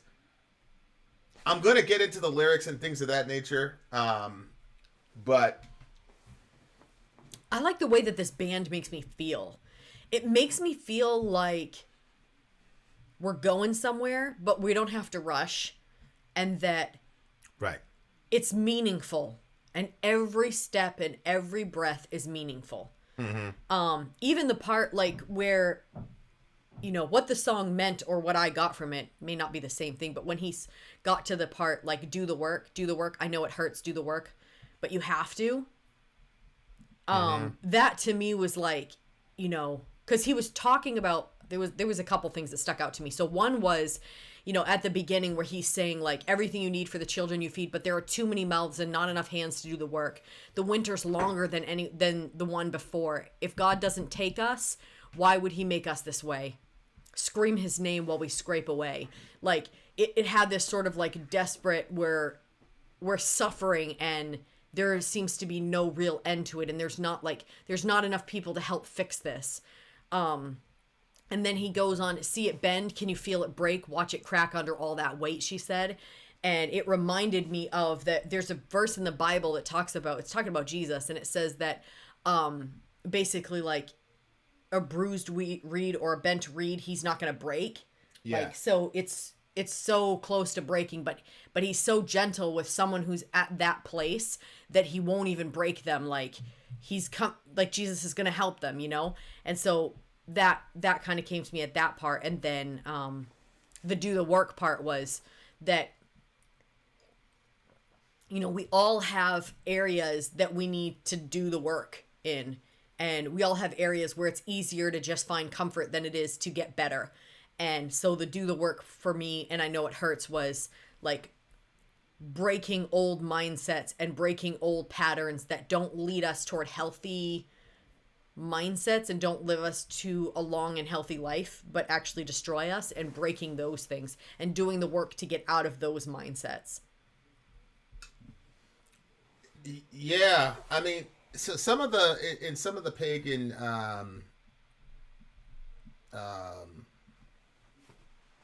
creation ideas, the gods created us to do the work for them. To do the work for him? Yeah, so that they had work they wanted to do. So like slaves. Yeah, basically the gods created us as a slave class, which is probably a reflection of the capitalistic or stratified society motivations or hierarchical society motivations that human beings have with one another. Where, you know, as I've said a million times, slavery is a norm. But right. The Bible has such a fascinating twist on work. So God creates Adam to work and keep the garden, not because God created Adam as a slave. God tells Adam to work and keep the garden because Adam is a king. Adam and Eve are given dominion over the entire earth. And so they are left to work and keep the garden, and by extension the earth. Yep. Not because they are a slave of the gods, but because they are the image of the gods, or a stand-in or a vice regent. So God works in heaven, and he maintains his heavenly sphere. And then Adam works in his realm because he's essentially God in his realm. It completely flips why man does work. So man does work because it's his purpose. Because he's a god, yeah. It's his purpose to do the work. But then the fall comes in, and then work gets corrupted as well. Right. In the sense that by the sweat of your brow you shall eat bread. Whereas prior to that, the land was completely and totally submissive to Adam. Now the land is going to fight back with thorns and thistles and things of that nature. So while there are similarities to all of the ancient Near Eastern creation myths or creation stories, the biblical creation myth flips or elevates man in his work. Yep. Initially, and then gives an explanation for why work has become a curse for us. So it's just very fascinating to think about. Yep. So I once heard a quote, "What do you think? God became man so that man could become God." That's Augustine. And obviously, when we say man could become God, or that Adam was God, what I'm saying is that we are the image of God, in the sense we represent God on the earth. So a lot of times with your firstborn, when you're going out on date night, you look at the kids and you say, okay, Dorian's me. Anything Dorian says goes. He carries my authority. But that doesn't. Nobody believes. Oh yeah, Dorian's dad. Right. He's my vice regent. Right. Right. He stands in like Biden sent Camel over there to those South Americans, tell them to stay home. Shout out to Kamala Harris. And so human beings are God's vice regent in the earthly realm, and in that sense, we're gods. Okay, in that sense, lowercase g. And don't be mad at me. There are human beings that are called gods, lowercase g, all throughout the. Right. That was Athanasius, not Augustine. Athanasius said that, not Augustine, which is really interesting because Athanasius. I'm so glad you have friends like. It's crazy because Athanasius was so crazy about his theology. He basically went up against the entire world for the Trinity, and so for him to say that means obviously there's a nuanced understanding of what he means by that. He obviously doesn't mean that we're going to get graduated into the Trinity. Oh, I see what you're saying. Yeah. But yeah, it's a very, very fascinating thing. Work is a curse now because it's all about money. We all need to be flipping tables, not down to banks and billionaires. Well, yeah, work has been a curse since Genesis 3. And it's really, really fascinating because doing the work was one of the big phrases, man, in Lenin, Stalin, and all the rest of it. It was also a big phrase in Gulag. It was also what you saw when you were going into Auschwitz. Work makes for freedom. Work makes one free. Yeah. Macht frei. I forgot what the first word was. But yeah, and in these concentration camps, you're just working. Now, obviously, the Gulag in a concentration camp is the extreme version of the curse. But, that's why I was watching Ian, and he is having a discussion because there's that meme going around saying, hey, you're complaining about gas prices. You should be, at least you're not in some, underground bunker, whatever. And Ian was responding by saying, because there's a lot of people now that are under we're already under financial duress. I mean, think about it. A bunch of people just had to recover from COVID. And all the economic ramifications of what COVID did. And now right on the heels of COVID, you don't even have time to recover. Now you have this bullshit to deal with. I was just watching. And nobody's getting those stimulus checks. Right. We have electricity, but, a lot of people in Maine, you know how it is. They pay, heating oil and things like that. It's like $5 a barrel, $5.13 a barrel, which I don't know what that means. But apparently, or whatever the number, apparently that's a lot. And so it puts so much, now common, regular people have now so much stress and strain. And we work from home and we homeschool, so we're not really worried about gas. Right. Because it's not really a necessity for us to we don't have to do anything. We don't need to go anywhere and do anything. We usually drive for leisure, not for necessity. Yeah, we drive for fun. We don't drive for necessity at all. Hi, Sadie. Yeah, there it is right there. Arbeit macht frei. Yeah, there it is. Work makes for freedom or whatever. Oh, God. And so it's like, so now you've got all these people that are, that were and it's weird because during the whole COVID situation, the balance of power shifted to the worker because everybody had the unemployment and all this. And now with all this gas situation, I feel like the balance of power is going to shift back to, the owners, because now people are going to have less options because more and more people are going to say, I've got to work and put in 40 hours and all the rest of it. And we just drove by some gas pumps. They had them all blocked off. Yeah. People are going to be stealing gas, and then people are going to be, during the Iraq War, when the gas prices were insane, people were stealing gas, and they were getting chased down, and all the rest of it, and cops were making big shows, and so it's just there's a real deep ugliness in, and that's why you have all these theories of economics. And they always turn bad. If you look at the purest version, I wish Ben Webb was in here because he would give a counter. He would give a counter to this. But if you look at capitalism in its purest form, free market, best man wins, yada yada yada. If we didn't have all the evil fucking shit on top of capitalism, namely human nature, that looks like a beautiful system. It's a meritocracy, blah, blah, blah. But we know there are all these mitigating factors. Yep. There are all these mitigating factors that make capitalism not what it was sold to us in school. And then you have communism, and then, you know, you've got Animal Farm. And, you know, it's like, all of a sudden you got people working in the gulags and all this other shit. It's like, wait a second. Yeah. What the fuck? That ain't it either. So, right. This is like the first song that I really like directly talked about the work.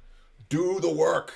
Oh, that's what it's talking about? Well, that's what it says at the bottom. Yeah, I know. I totally took that another way. You know, do the work, do the work. I know it hurts, do the work.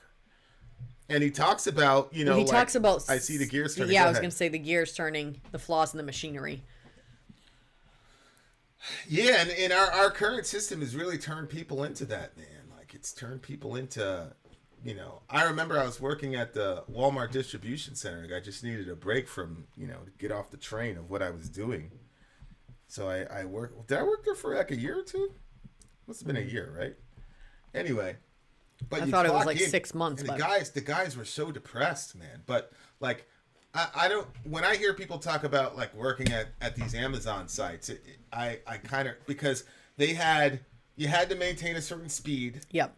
And you had all these, and you were lifting like, I mean, I lost the weight like immediately. You know how small Like a I was? I was like wearing Dorian's. Dorian's clothes would be too big for me now, like literally. Oh right? my God, no, I don't think so. I mean, Dorian's pretty skinny. He's skinny as a twig, but you were really small. I was very small, and like because you're like, you know, kind of brolicky. Like when you look small, it looked really like your neck was. That was what it was your neck, because you have such a thick neck. People who your hadn't neck seen was me, like just skinny. Like Shannon saw me at Walmart. She's like, "Are you okay?" She was terrified. You okay? She's terrified.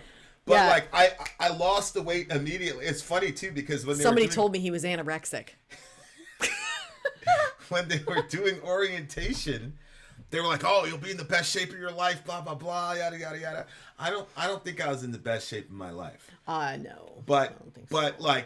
But anyway, you're just like doing this for. You look like you were in high school. It wasn't 8 hours. It was pretty much until it was. No, it was until it was done. Like when you went in there, that's it. You were in there until it was done. And I would see like, because when I would go there, when it was their break time, and they would all come out, you'd have like these grown men like tattoos and everything. Like they would come out and they would stop.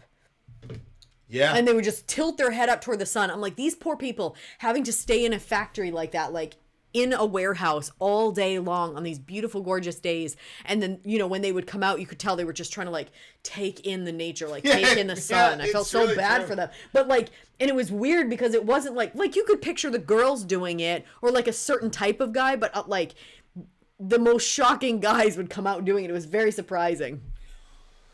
Yeah, so it's now we're in an economic system where there's this one guy, I try not to think about him because it like he would work damn near 15 hours a day anytime there was overtime. Such a hard job. And he was the guy that trained me. Anytime there was, and you know, to me, I think I felt bad about it because I know that I didn't take the job. I was going to say, you had a way out. That wasn't your only option. I had other options. And a lot of those people, that's their only option. I was just goofing off, and I knew that I could make 2, 3, 4 times that, you know, whatever. Yeah. You know what I'm saying? I'll take a trip for a couple of weeks, so I'll make a lot more money. But but you know, I wanted to get off that train. But at the same time, like this dude, like you could tell it was all he had, and he had a wife and kids at home. And that was like an example in Animal Farm, you know, the horse, and he was working so hard for the piggy, and then they just sent him off to, you know, and it's like, wow, man, like. And that job had like a certain amount of, it had a shelf life to it. There wasn't a lot of guys that could do it past a certain amount of years because it was so rough on your body. You're just working on the cement floor. There's no ergonomic mats, nothing. And ergonomics, you get punished if you got hurt. Yeah, you did. Yeah. I was hurt that was my own fault though. I just didn't listen. I didn't care. I got hurt every single week there. But you were encouraged not to say anything because it was really good psychology. And they also like showed a video about not unionizing. Like literally in your orientation, they showed you about Every not job I was unionizing. ever a part of did that. And they would threaten you. It would like tacitly threaten you. Hey, if you try to unionize, it's over. Yeah, like it's unbelievable. It's really, really unbelievable. So like the work, especially as from a Christian worldview, it's like that's part of the curse. And the job of God's people is to reverse the effects of the curse. And the strenuous nature of work is one of the curses. It should be reversed. Because the ultimate expression of the curse is slavery. And so that's why the Messiah, one of the chief goals of the Messiah is to liberate the captives. And then you've got, for freedom, Christ has set you free. Don't allow yourself to be taken under the yoke of slavery, etc., etc., etc. So it's like crazy to me to see you've got leftists, godless leftists who 3 or 4 years ago was the big thing was the fight for 15, or 2016 it was a fight for 15. And then Hillary's like, that's ridiculous, blah, blah, ridiculous. Nobody can make a profit of $15, whatever. That was Hillary. You know, Bernie was like, come on, can we have a $15 minimum wage? I think we should have a $15 minimum wage. I think $7 is crazy. Yeah. Do $15. And that's ridiculous. Yeah. Hillary's like, I'll barely get $11. Then we had the pandemic. Then all of a sudden everybody was doing $15. 17, 21. Yeah, correct. Oh, I thought your business was gonna, but it's crazy because the people who are the most, with the subculture, not with the most, but with a significant amount of political power, are evangelicals. And you remember talking to Dorian when he was in this big bitch of, a person working at McDonald's should get $15 an hour. I was like, what the fuck? Yes. Yeah. But it was just this dismissive resentment of the worker, and you've got this. It's like, so it's like, he didn't have any experience to give him that knowledge. He was watching Ben Shapiro, and that's where he was getting it. Yeah, but Ben Shapiro had the experience. He's a grown-ass man. Oh, I know. I'm just saying, like, you know how they'll say, like, kids learn what they hear? Like, that attitude he got from listening to certain people.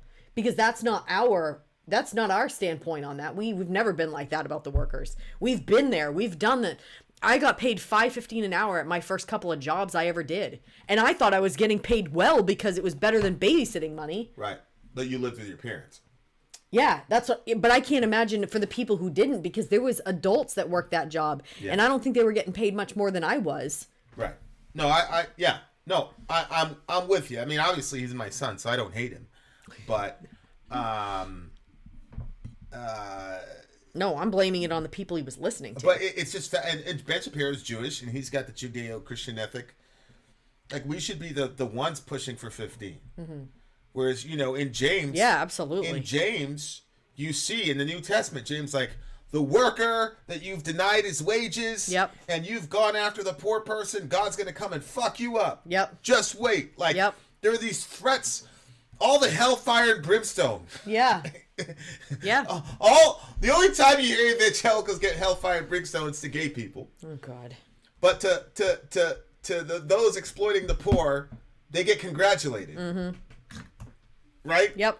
And then in the New Testament, all the hellfire and brimstone stuff is for rich people exploiting poor people. It's awful.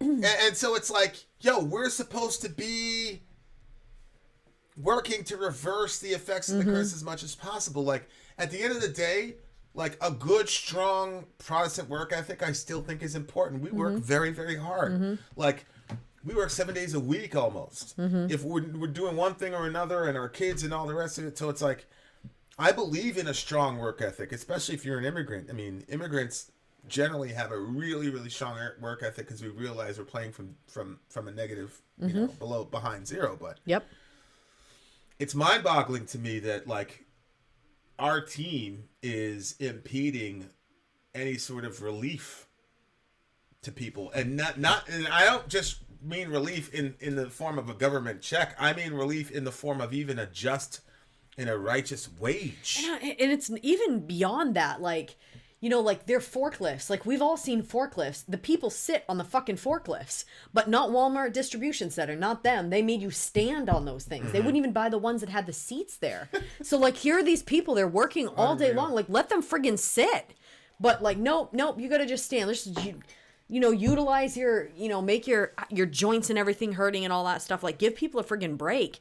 But it's just, everything is about how they can, it's all about product. It's all about how much you can put out in the least amount of time. And so if somebody sitting is going to make them work a little bit more slowly, then, I don't know, just unbelievable.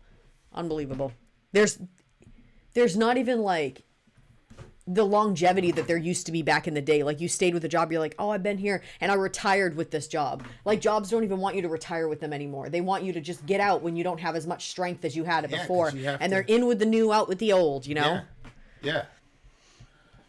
Woe to him who builds his house by unrighteousness and his upper rooms by injustice, who makes his neighbors serve him for nothing and who does not give him his wages. That's awful. Yeah, that's a good verse. Yeah, it's Jeremiah, Jeremiah. But I just, to me, like, yeah, it's fascinating to me. And if you think about it, you look at his art.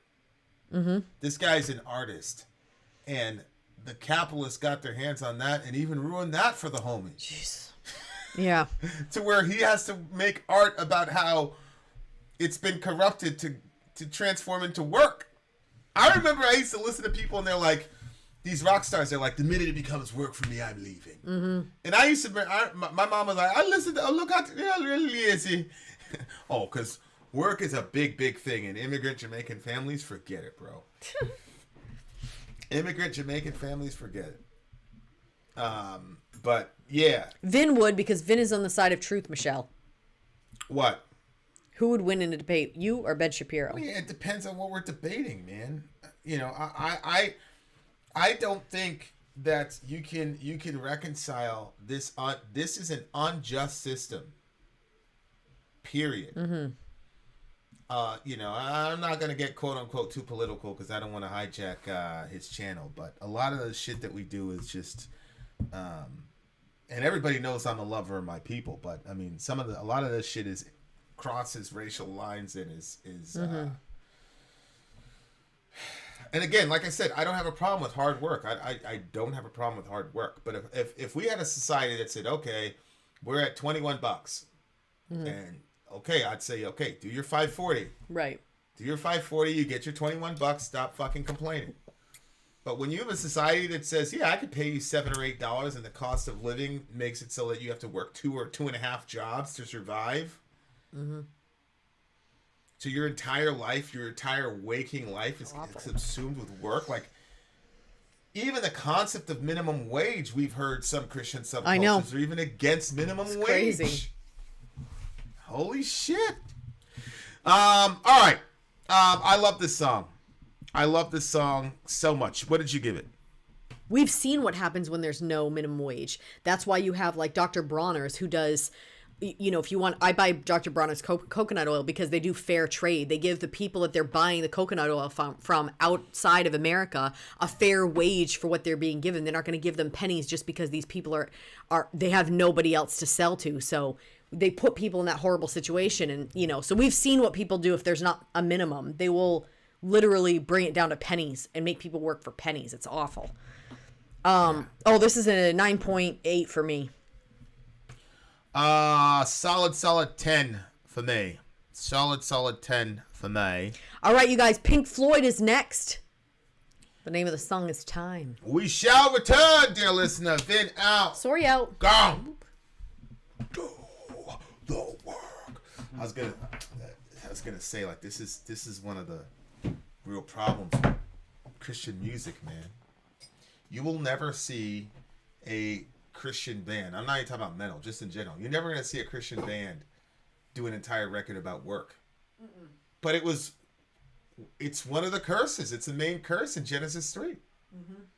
There's so much, and the guy we didn't even get to touch it. The guy talked about God. He brought up God, all the rest of it. Like, it seems like a no-brainer, but we're not creative enough because it's all the 2-3 chord happy clappy bullshit. We're too busy saying that stuff's from the devil. Yeah, we should have been made a whole record about work and all that shit. But haven't you guys done Time before?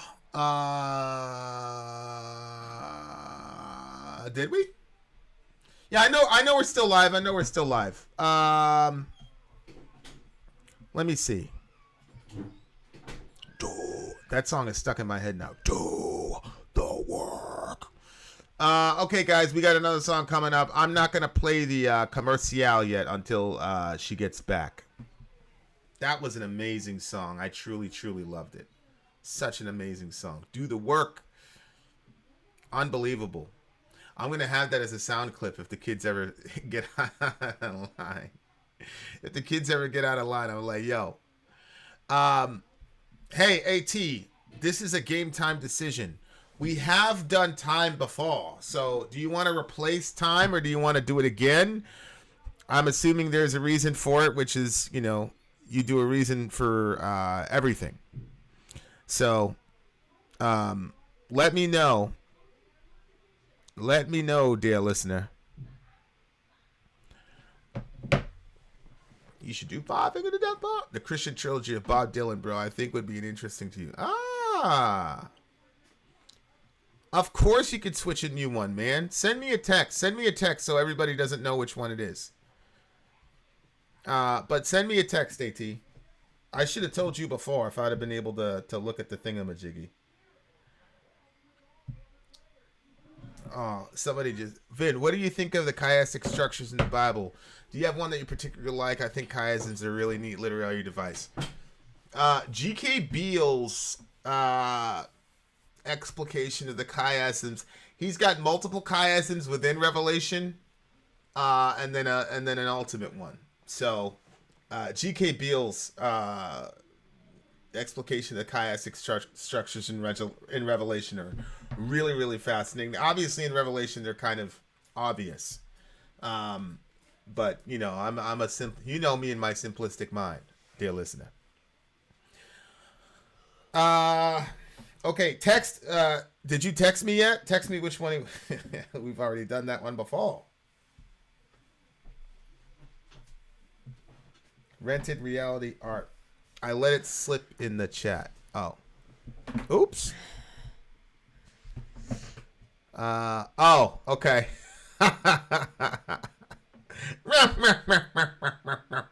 We shall return, dear listener.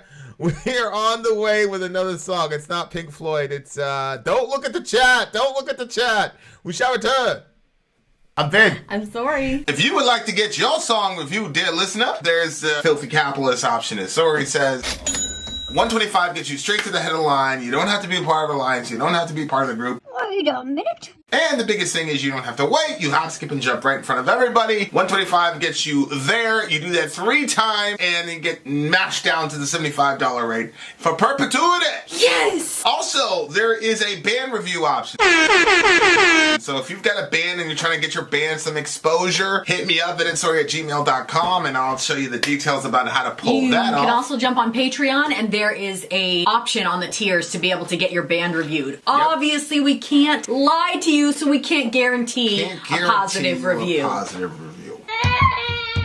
Get what you get. It's just rubbish. Rubbish. Rubbish. That's British for garbage. My favorite is a community option. $1 at the gate gets you in at Patreon. You get to join an alliance. The alliance joins their points together, and that helps determine what songs that we do. The alliances hang out on Discord. Message me on Patreon to get the link. And they do all kinds of other cool things. They do Minecraft, Dungeons and Dragons. Yeah. It's really a community within the community. Anybody can go in the village. Facebook.com/VIN and SORI. There's 160,000+ people on the channel. What's cool about the Discord is that it offers a real opportunity for community connection, friendship, that type of thing. And it's on Discord, so if you're not a Facebook person, it's for you. You start off at $1. Right. Plus you get exclusives. Sori and I are working on a song. So the first 15 seconds of that was on Patreon. Also, at $15 tier and above, when we actually debut the video, they're going to be there live with us. There you are, dear listener. Buy our merch. Buy our merch indeed. Y'all shall lead them. To buy our merch. Next up on our list is Pink Floyd Time for the big homie DJ AT. What? Did something get switched? We've already done Pink Floyd Time. And so we're doing Broken Halo by Baroness. That's so weird. I thought I looked it up to see if we had done it, and I didn't see it done. That was on Dark Side of the Moon, I'm pretty sure. So. Oh, there it is. Why didn't I see it before? Hey, is Jay in the house? Okay, so which one are we doing? There you go. We got Bricktown and Jay in the house. That's an all-star lineup, bitches. Okay, so we're not doing time. Which one are we doing? We're doing Baroness-Broken Halo. We're also doing the official. I don't have the time to look for the non-official one, guys. Wait, is that a Pink Floyd song or is that another band? Broken Halo. The name of the band is Baroness. Okay. I didn't have time to go shop and fish around for the whatever. So we're just gonna do it now. Listen, if the pick switch is on the way. The pick switch is on the way, bitches. Tell the people what will happen if the thing dies on it. Okay, if it dies, we're gonna disappear for a few, minutes. Well, not minutes. It's like, I don't know, 30 seconds or forever. Something. We'll be gone forever. The screen's gonna go black. It might say that it was cut off for one reason or another. But if you just hang out, they'll let us come back. So, and then we'll try to deal with it on the other end. But that's the way it is. We'll still be able to talk to you in the chat. So hang out in the chat because we can still, converse with you there. But if we can't talk to you in the chat, then it's really over. Yeah, if they shut it down completely and we don't come back, and there's no chat available, then pack up. the channel is over because they've closed us. But we did it for a good cause. Probably for multiple weeks. Listen, in a row. Guys, when you're the DJ, we really do everything we possibly can to. It's your day, it's your night, whatever it is.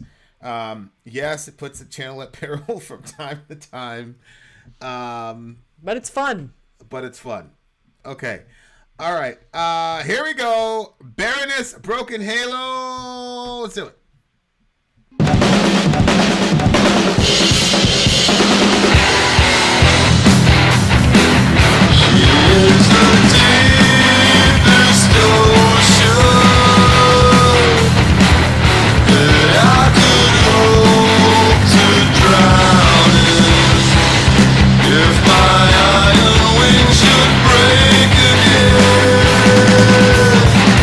I hope I buy into it.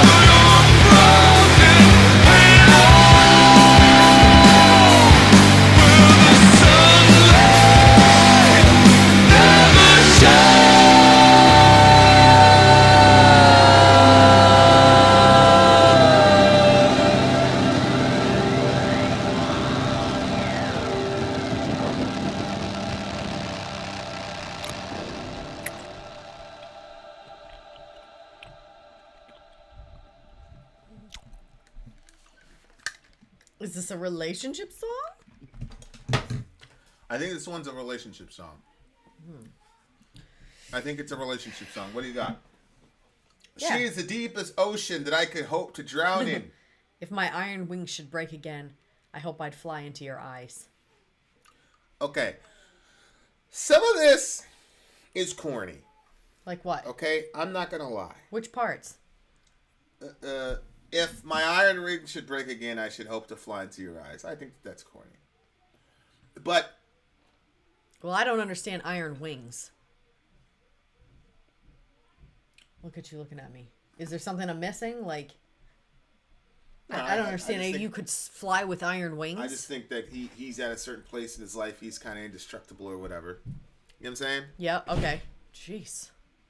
But I agree. It's big shoes to fill when you're supposed to replace Pink Floyd. Because I had in my head, oh shit, we're gonna listen to Pink Floyd. You know what I'm saying? And we haven't listened to Floyd in quite some time. I know, yeah. So, you know, those kind of lyrics, but it reminded me, there was one time in high school, I went through this phase for like a month and a half Yeah. when I was listening to Smashing Pumpkins. Okay. And it was the most corny girlfriend music. Who wouldn't be the one you love?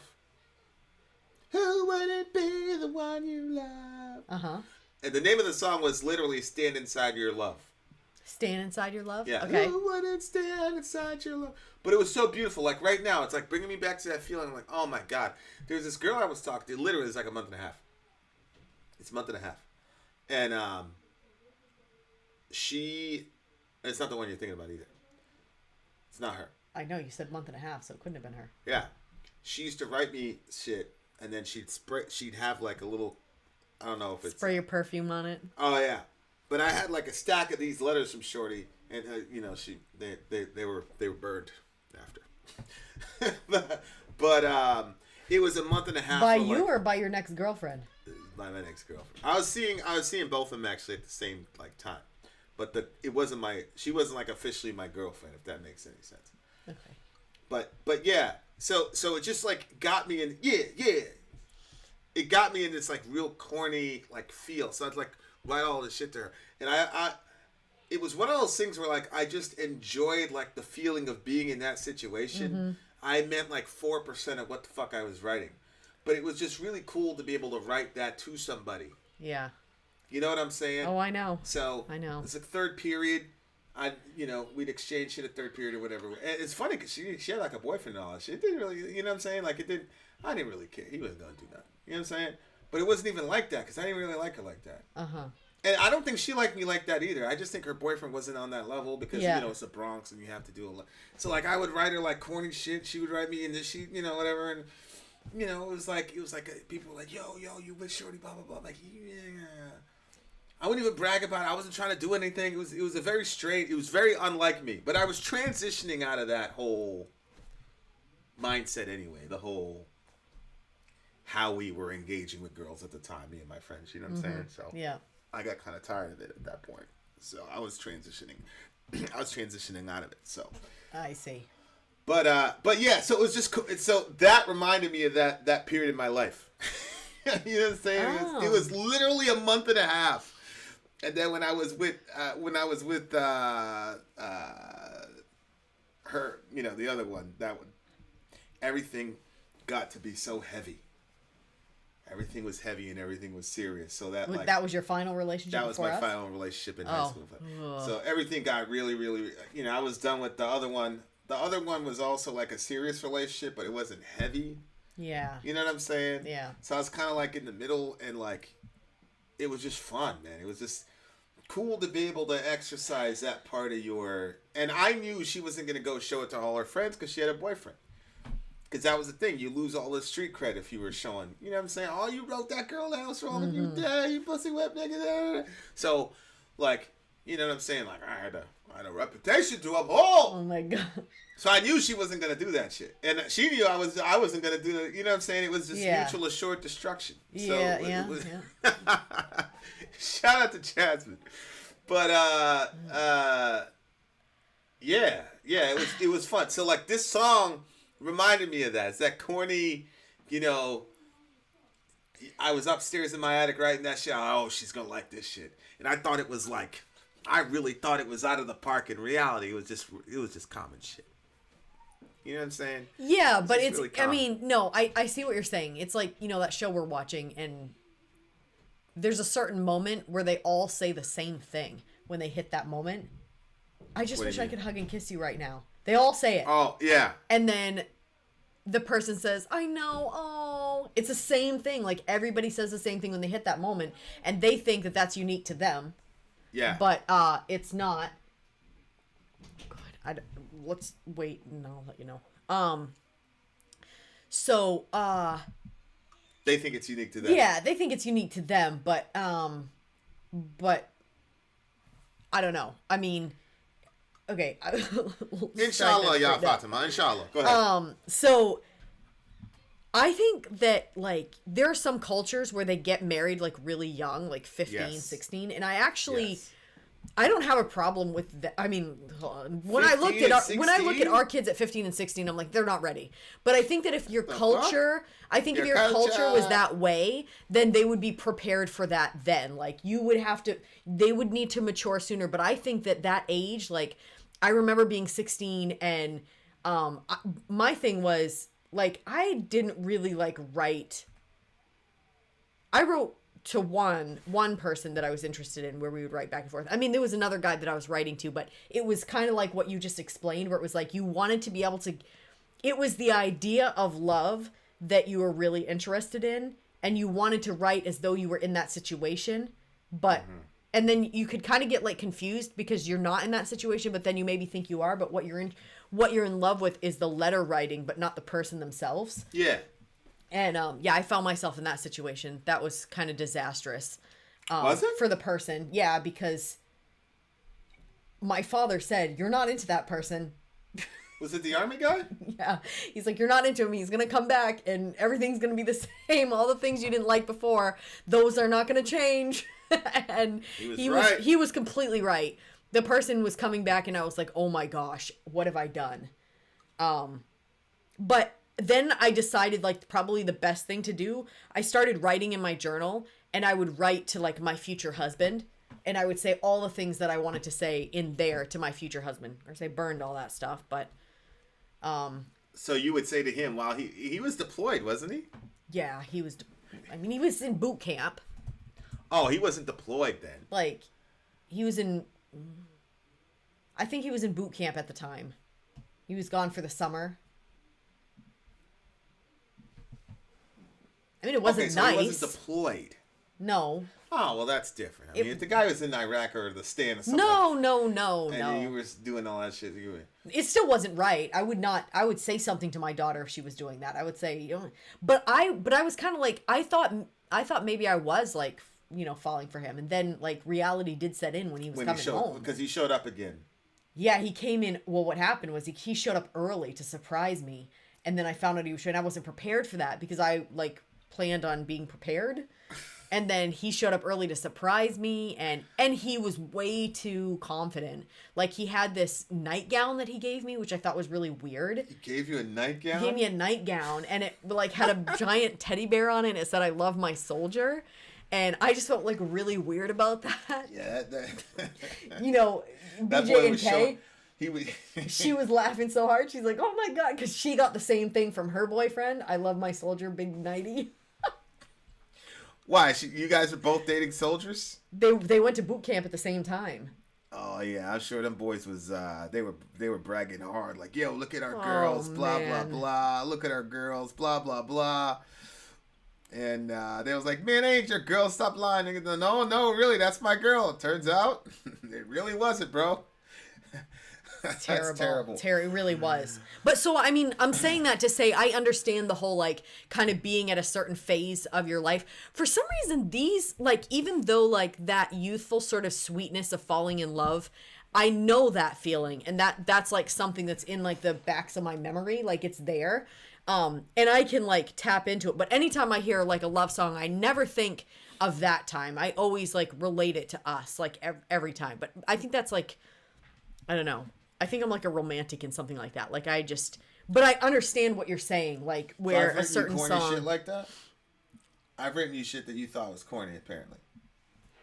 I don't think it's corny. You're the one that said it was corny. I never said it was corny. Yeah, I sure. like this stuff. And I did. I am the one that said it was corny. yeah.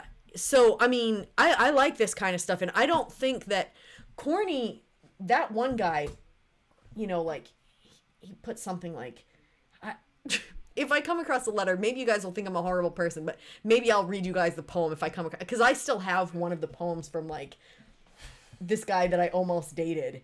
And it was, like, very, very weird. But he said something like being, like, something about, like, you make me feel so much joy like a child that receives a new toy or something. Oh and it was my like, God. I was like, it was so, God. it was just Oh very, my I did not like that at all.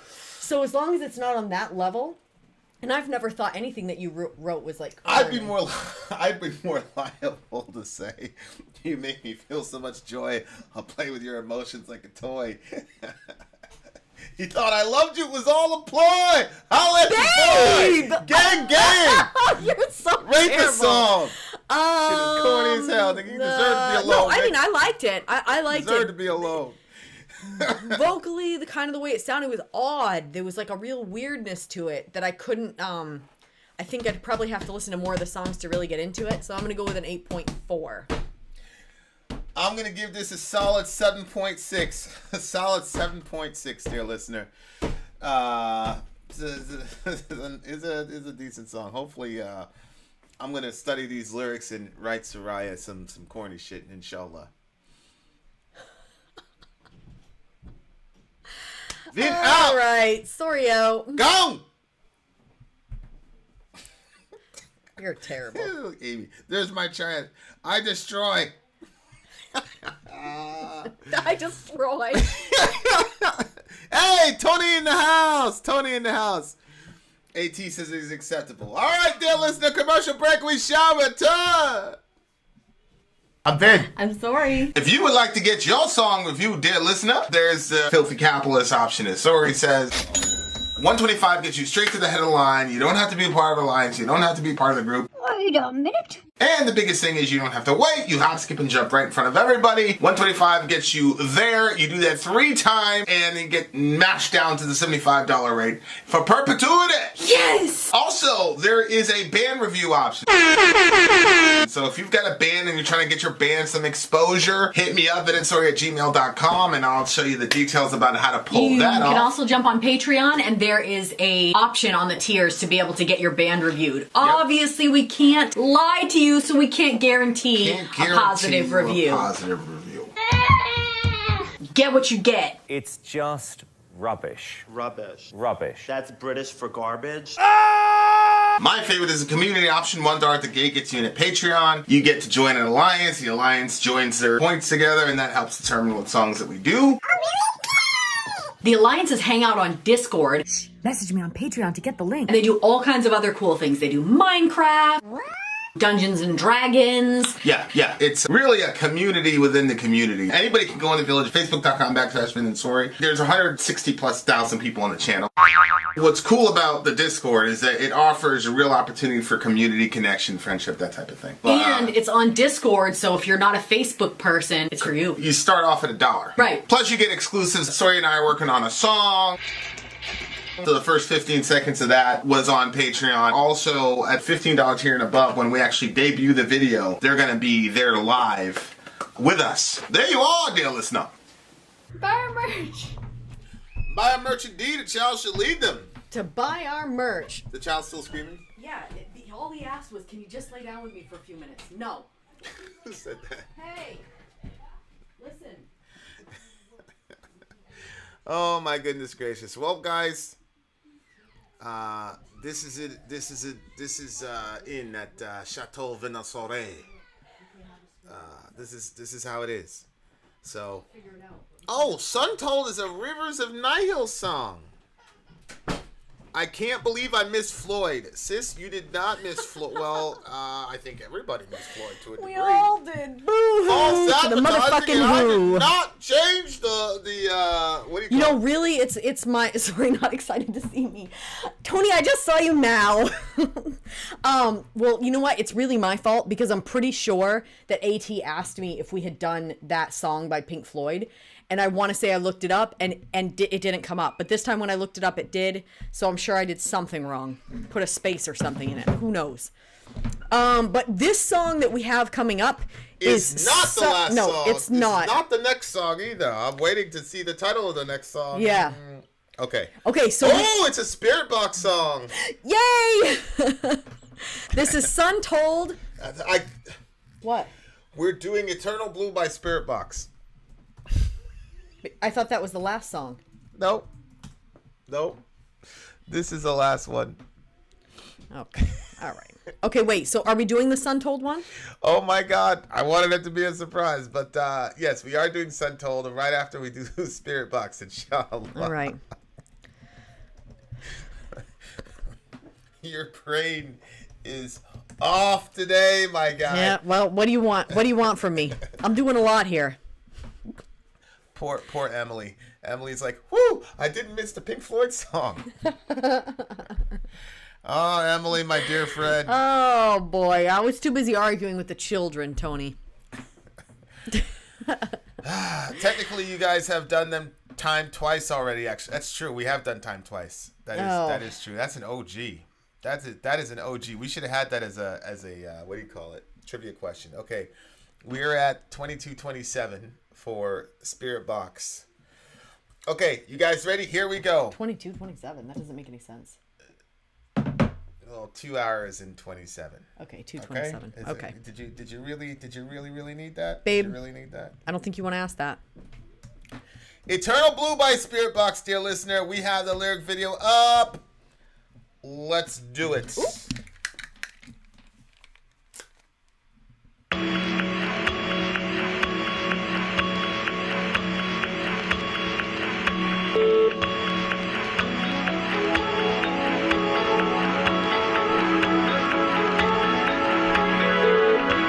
It's not that you open my heart, folding like a reptile, colder in the light. It's not that the agony stood to pull me like a riptide, pulsing in time. It's one by one, cut the circulation as the dust settles for you. Flood in the current around that eternal blue sun to illuminate our wounds. I wish my blood would slow down.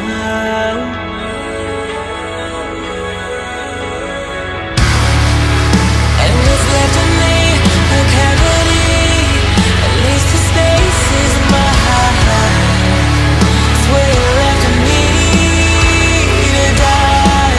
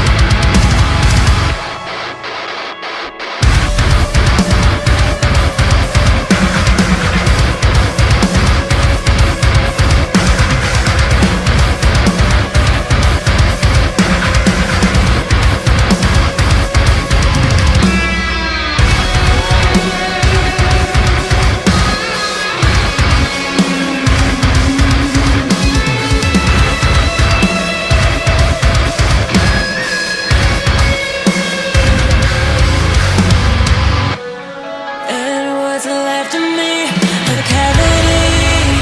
At least the space is mine.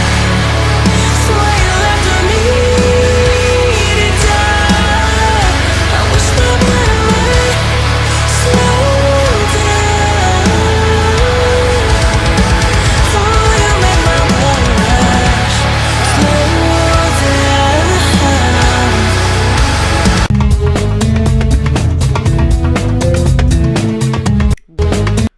Corny. Rude. Terrible copy. I really like that wow. song. I'm very glad that she kept it clean the entire song. So am I. I just wish she would have gone high. I like it when she- she just goes like really crazy. But you know when she goes crazy, she usually goes like that other vocal style. So I like.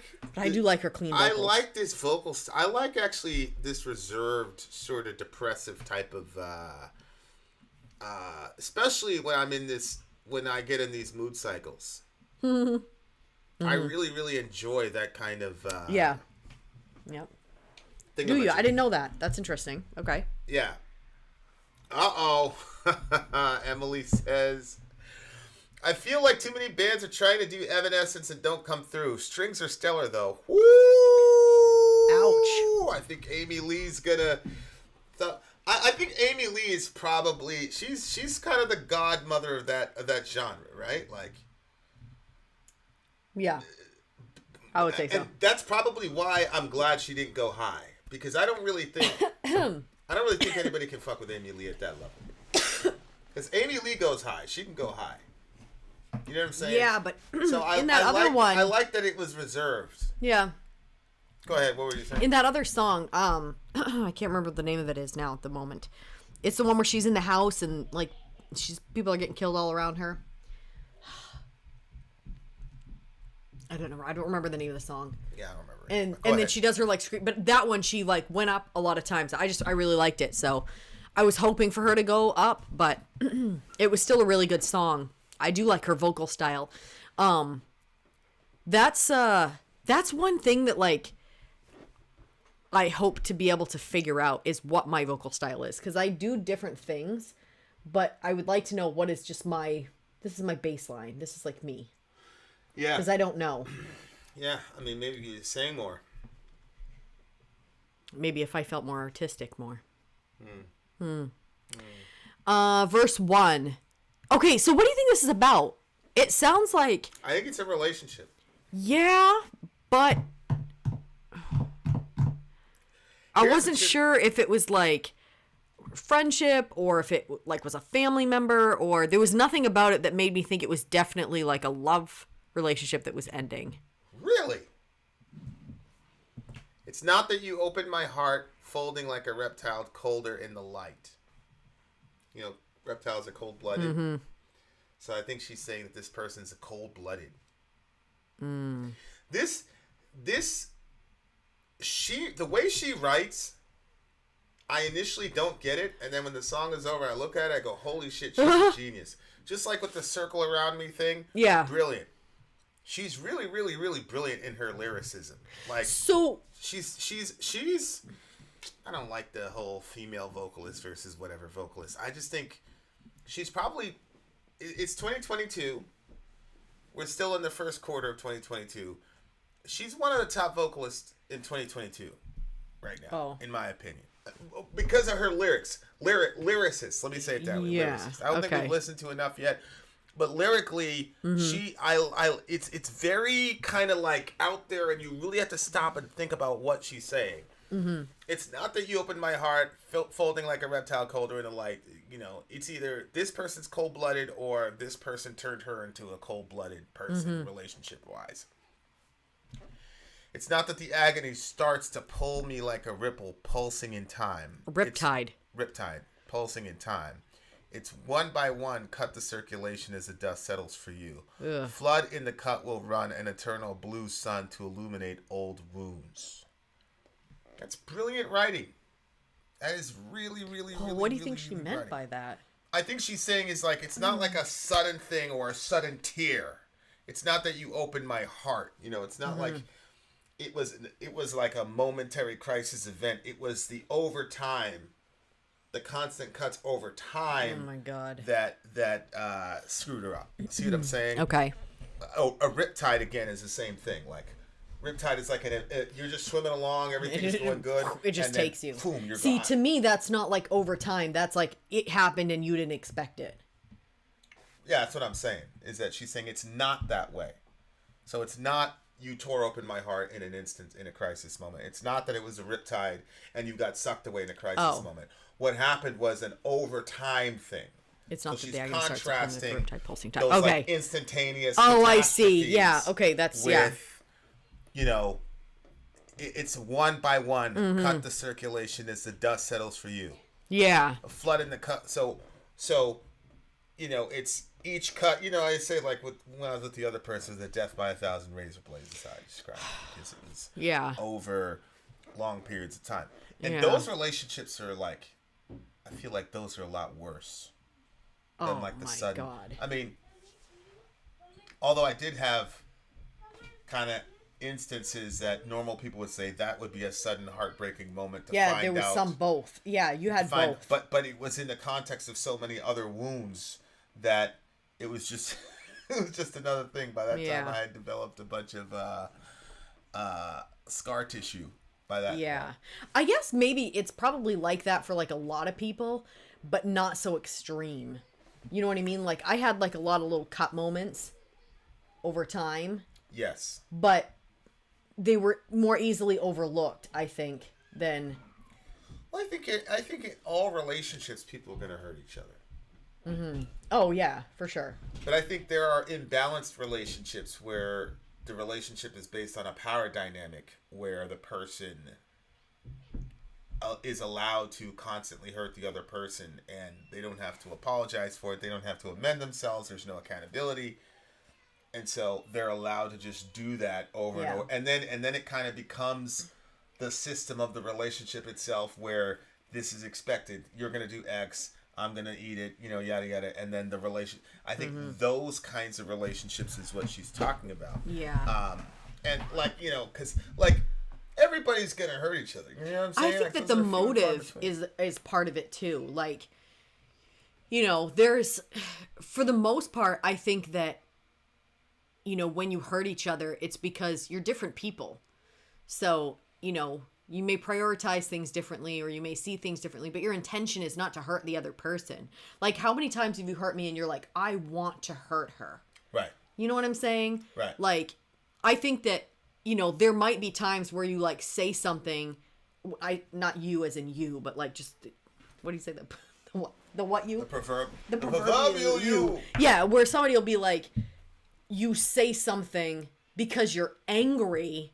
Right. But like, so the purpose is I'm angry and I'm just going to just let whatever fly, not because it's true necessarily, but just because I'm angry. And obviously those moments, they're not good in relationships. But again, I don't see that as like the person that says like, I want to hurt you. What did Amy say? I've had, that was the most productive fight I've ever witnessed before. Yeah.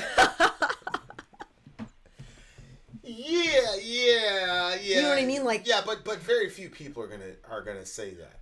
What, that they want? Like, they want to hurt somebody. This guy, I don't think this guy would say, "Oh yeah, I want to hurt you." No, but your person did. Yeah, but my old person, you know, had severe mental sort of issues. So that was their. Like, I don't even feel like my situation is even comparable even to this situation. Like, it was just such a unique. Oh God. Yeah. Like, you know what I'm saying? Like, insane situation. You know what I'm saying? Like, yeah. But yeah, like, because the reason I'm saying that is because it's like there are really destructive people who don't know they're destructive people. Mm-hmm. Like, your person was a very, very destructive person, but I think he's gonna go to the grave not knowing he was a destructive person. Oh, for sure, yeah. You know what I'm saying? I think so, yeah. So that's why I like the whole like, oh, I know I'm gonna like, I don't. There were things that he did in the moment to where it was like obvious, like that's what you were doing. You see what I'm like that's what he was doing. Where I think if certain people weren't around, it would have metastasized into something really, really bad. Oh, for sure. To where it would have been more evident. Yeah. You know what I'm saying? But yeah, I'm in a lot of different forums with a lot of, different women, and they're in the groups and stuff like that. And the pattern is the same. It's so crazy. And where it starts and where it goes. Yeah. It's unbelievable. It's unbelievable. I didn't know that. Like, that is like, this is obvious. This is par for the course. Like, if you allow somebody, okay, so like, I'm speaking to women. So I'm like, if the guy disrespects you, and I'm not talking about like, he's a shut up to you or something like I'm talking like he really disrespects you, and you allow that to continue and you stay in that relationship disrespected, then he loses even more respect for you because you didn't even have enough respect for yourself to say, okay, this is no. And it always gets worse. And before long, violence is involved. And it takes right off. It's unbelievable how often it just goes. And like sometimes, girls will just be like, they're being vague because they don't want to put all their information out there. And then when you DM them, then you're like, you really need to get out of that situation. It's going to get violent. And then they say, oh, it already has. I told a friend of mine, because the dude was almost blatantly cheating on her. And I said, he's going to put his hands on you next. No. I said, okay. Hey, 4 weeks later, I got a call, and she's like, "You gotta get me a ticket. You gotta get me." I was like, "Whoa, slow down." So it was. I know. I was like, "Slow down. What's going on?" I mean, and of course, I couldn't do anything for her. I was hundreds of miles away. I mean, I got her. Obviously, we got her the ticket, but she's like, he threw something. He did this and that. I'm like. So I got her on I got her on a plane. I got her out of there to her sister's, but she's like, "How did you know?" And I'm like, it's a pattern. It's guys. It's respect is a big thing, and there's a lot of like, almost like evolutionary sort of territorial marking and things of that nature that happen. And so like when a person absorbs that degree of, but I don't think it's because the girl doesn't necessarily respect herself as much as it is. To me, there's so many factors at play, and there's so many things that get lost in translation between men and women. Mm-hmm. So, like, a girl can completely and totally have a lot of self-respect, but her understanding of love and how the relationship is if I forgive this person, or if I overlook this, he's going to see the error of his ways and see that I'm such an awesome person that he's going to realize. Yeah. It. What she's not understanding is that he's looking at it like, oh, okay, I got her now. So now I can do this. Let me push the envelope to see how much farther I can go. So there's a disconnect to how those negotiations are working, because a lot of relationships are negotiations. Yeah. So, it's kind of like the discussion I was having with Zoe. So you can have a woman who completely respects herself and respects herself so much that she believes this guy's going to see what an awesome person I am. It doesn't mean she doesn't respect herself. It's just that That's her true. That's a good understanding point. of where he's going and what his intentions are completely off. Yeah. Because he was able to read very quickly. Because look, and even scripturally it says it's love always hopes, right? So if you can't go, you're not initially going to go into a relationship with this cynical idea like this person is going to find what my definition of love is and then completely and totally abuse it. Mm-hmm. Like, you're not even supposed to go in a relationship like that. Mm-hmm. It takes a while, and by that time, there's so many heartstrings connected. And I think that's why she kept saying, slow down, you make my blood rush, whatever. She wishes that she wasn't so emotionally connected to this guy to where her heart rate would increase, whether he did something good or bad. Because now he's using that as a control mechanism. So that's kind of, it's kind of like, and this is a bad example, but just go with it. Like during the whole Iraq situation, and one of the big things you'd hear on Fox News every time is like, if you don't kill these people, then they're going to look at it like you're weak. Mm-hmm. So you're looking at it as, hey, let's forgive them, yada, yada, yada, and they're going to see what good guys we are, when in reality, they're looking at it like, oh, you guys are weak, so now we're going to take advantage of you, which is kind of like the code of the street. A lot of dudes function that way. and a lot of dudes have been socialized to manipulate women. They've been socialized that way since they're small. To manipulate women. Dudes have been socialized to do that. Really? Oh, 100%. 100%. It's, you know, you and Orion, and I'm not blaming moms or anything for it. I just sit back and I look and I go, there are things that Orion will do with you that he won't do with me. It's true. You see what I'm saying? And so that's one of the reasons why I'm like, you need to get after him and make sure that he understands that he needs to respect you the same way that he would respect me. You know what I'm saying? Like, not to say there's no difference between you and I get it, like the nurturing angle and all that. He scrapes his knee once if he doesn't want me. I'm not talking about that, and you know what I'm talking about. I do. I do. So I just think dudes are social, and so like the more of those privileges you have, you know, that kind of power in a real corrupt relationship, things can get Messy. you know what I'm saying? Yeah. And that's why like messaging is so important. Women will find all kinds of excuses for their partner, men not so much. That's true. That's really, really true. Although I made excuses for, you know. I was gonna say, and here you are, the exception and not the rule. But a lot of that, I mean, I'm getting shoot, here. you A didn't lot even, of that is socialization. You didn't even make excuses. You just didn't say anything, so nobody knew. Yeah, I completely protected her. Yeah. But the crazy thing is, like, I probably wouldn't have done anything differently if I had to do it again as a man. I probably wouldn't do that. I probably still would have protected her, and probably, you know, I would have probably pushed the mental health angle a lot more. I think pushing the mental health angle would have been helpful. And I also think, like, I don't know if there was anybody around, but if there was anybody around that could have helped, I think that person should have been informed. You know, I mean, friggin', I wouldn't have been any help at that point. I didn't know much about the topics, and yeah, some of that stuff was just so straight shocking. It's What do you mean? I mean, like, the normal stuff that you would assume was in a relationship or the problems, it was just like, you guys were breaking the mold on everything. So if I would have known some of the stuff that was going on, I don't even know how helpful I would have been, because I didn't really have any dealings with known mental health issues or... Yeah, I mean, you know, yeah. So I wouldn't. But if there was somebody else that could have been, I think that person, it would be good for them to be informed. But this line right here, like, what's left of me a cavity, like, you left her empty. Yeah. But at least the space is mine. Yeah. It's where you left me to die. I wish my blood would slow down. Like, that's a crazy line. That's like one of the worst things that I see is, like, you got these women that, like, give 150% of themselves, and then the longer they're in the relationship, the harder it is to extricate themselves from the relationship. Yep.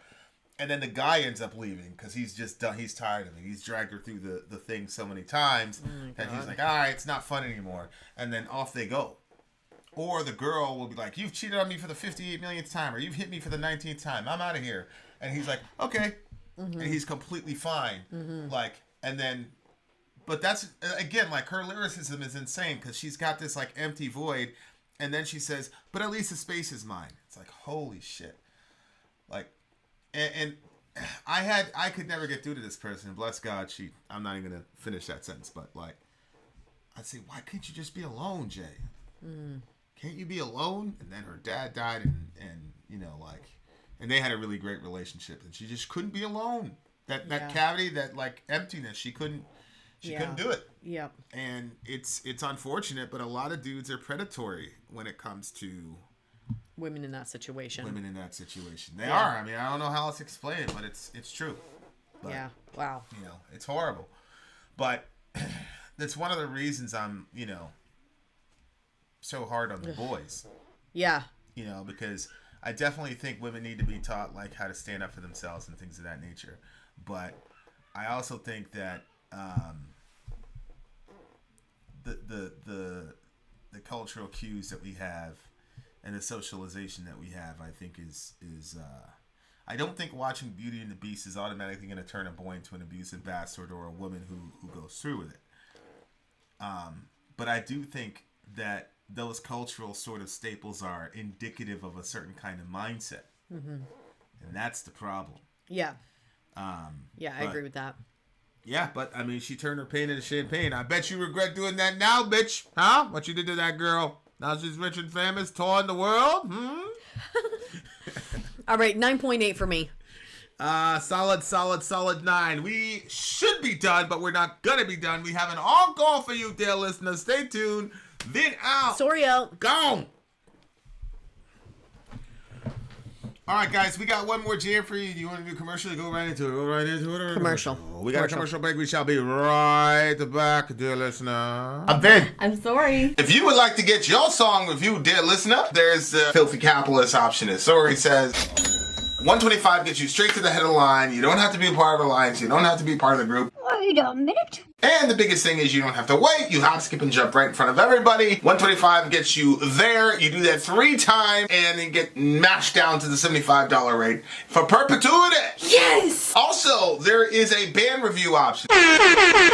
So if you've got a band and you're trying to get your band some exposure, hit me up at insori@gmail.com, and I'll show you the details about how to pull that off. You can also jump on Patreon, and there is a option on the tiers to be able to get your band reviewed. Obviously, we can't lie to you, so we can't guarantee a positive review. Get what you get. It's just rubbish. Rubbish. Rubbish. That's British for garbage. My favorite is the community option. $1 at the gate gets you in at Patreon. You get to join an alliance. The alliance joins their points together, and that helps determine what songs that we do. The alliances hang out on Discord. Message me on Patreon to get the link. And they do all kinds of other cool things. They do Minecraft, Dungeons and Dragons. Yeah. It's really a community within the community. Anybody can go in the village. Facebook.com/VIN and SORI. There's 160,000+ people on the channel. What's cool about the Discord is that it offers a real opportunity for community connection, friendship, that type of thing. And it's on Discord, so if you're not a Facebook person, it's for you. You start off at $1. Right. Plus you get exclusives. Sori and I are working on a song. So the first 15 seconds of that was on Patreon. Also, at $15 tier and above, when we actually debut the video, they're going to be there live with us. There you are, dear listener. Buy our merch. Buy our merch indeed. A child shall lead them. To buy our merch. Okay, dear listener, this is a Rivers of Nile song. Is it? Okay, because in the thing it said Suntold by Suntold. If you click on it, it'll get you right to Rivers of Nile, right? Yep. Okay. All right. Well, that explains it. That explains. Avocados a fruit. This is blasphemous lies. Sugary lies. Mm-hmm. Oh, Rammstein is coming out tomorrow. Is that so? Is that so? All right, dear listener. Rivers of Nihil. The name of this song is Suntold, which is a very interesting title. We're going to jump right into it. Wait, actually, no. Is there another pick? There's one more. Should there be one more pick? Yes. We have another pick coming up. Dear listener, when you're the DJ, not only do you determine the songs, not only do you determine... This is a pretty crazy looking one. Not only do you... I'll be the judge of whether or not it's a pretty crazy looking pick. Not only do you determine the song... Not only do you determine when the song is done, you also have little icons on that. The whole thing is for you. Gotham is yours. Gotham is yours. What kind of bully are you? Huh? I'll be the decider of if it's a... Well, I figured since we had so much toxic masculinity in the previous... Yeah, really. I mean, my God. In the previous one, then we'll have it. Holy shit, Chernobyl radiation was rising now under control after Russia allowed in Ukraine engineers to repair the electrics. Mashallah, finally some good news. Good God. Now, Russia, if you could only kind of back up a couple feet, like a couple 100,000 feet, Russia, then everything would be cool. Hey, that's like a cross. Oh, is it cool? I give my stamp of approval to this. Oh, we appreciate that. AT, did you take this picture? AT, if you took this picture, bro, you have no reason not to become a Christian. All of your... all the philosophical talks we have to the wee hours of the morning... This should settle it for you, bitch. Yeah, you know what? It's a garden. It's trees of life, cross, light, death, life. Come on. Come on, AT. All right, what's the time? Look, he took the picture. Look at this. He took the picture. Look how merciful God. Look how merciful God is. Crazy, AT. bro. This man's running around like he's not a crazy man. You lying bastard. Oh man. Oh. All right, what's the timestamp, babe? He's like, I'm no Constantine yet. You're just gonna harden your heart, man, and you see all this beauty in front of you. Uh-oh, Amy Lee. Vin is the judge. His name is No Snudge. Go ahead, keep it going. Keep it going. But for you, I will not budge. Ah! My mind is a mountain that the simple can't trudge. Ah! But your rapping is trash. It's really like sludge. Ah! I might be right leading, but I ain't no drudge. Okay, let's stop this because I can't think of another one. Alrighty then. Okay, guys, here we go. Okay, what's the timestamp? 2:56. Okay. 2:56:28. Okay. Dwayne says, I took the pick in my mind. Now that everybody's a Christian, the time has arrived. Suntold, Rivers of Nihil. Let's go.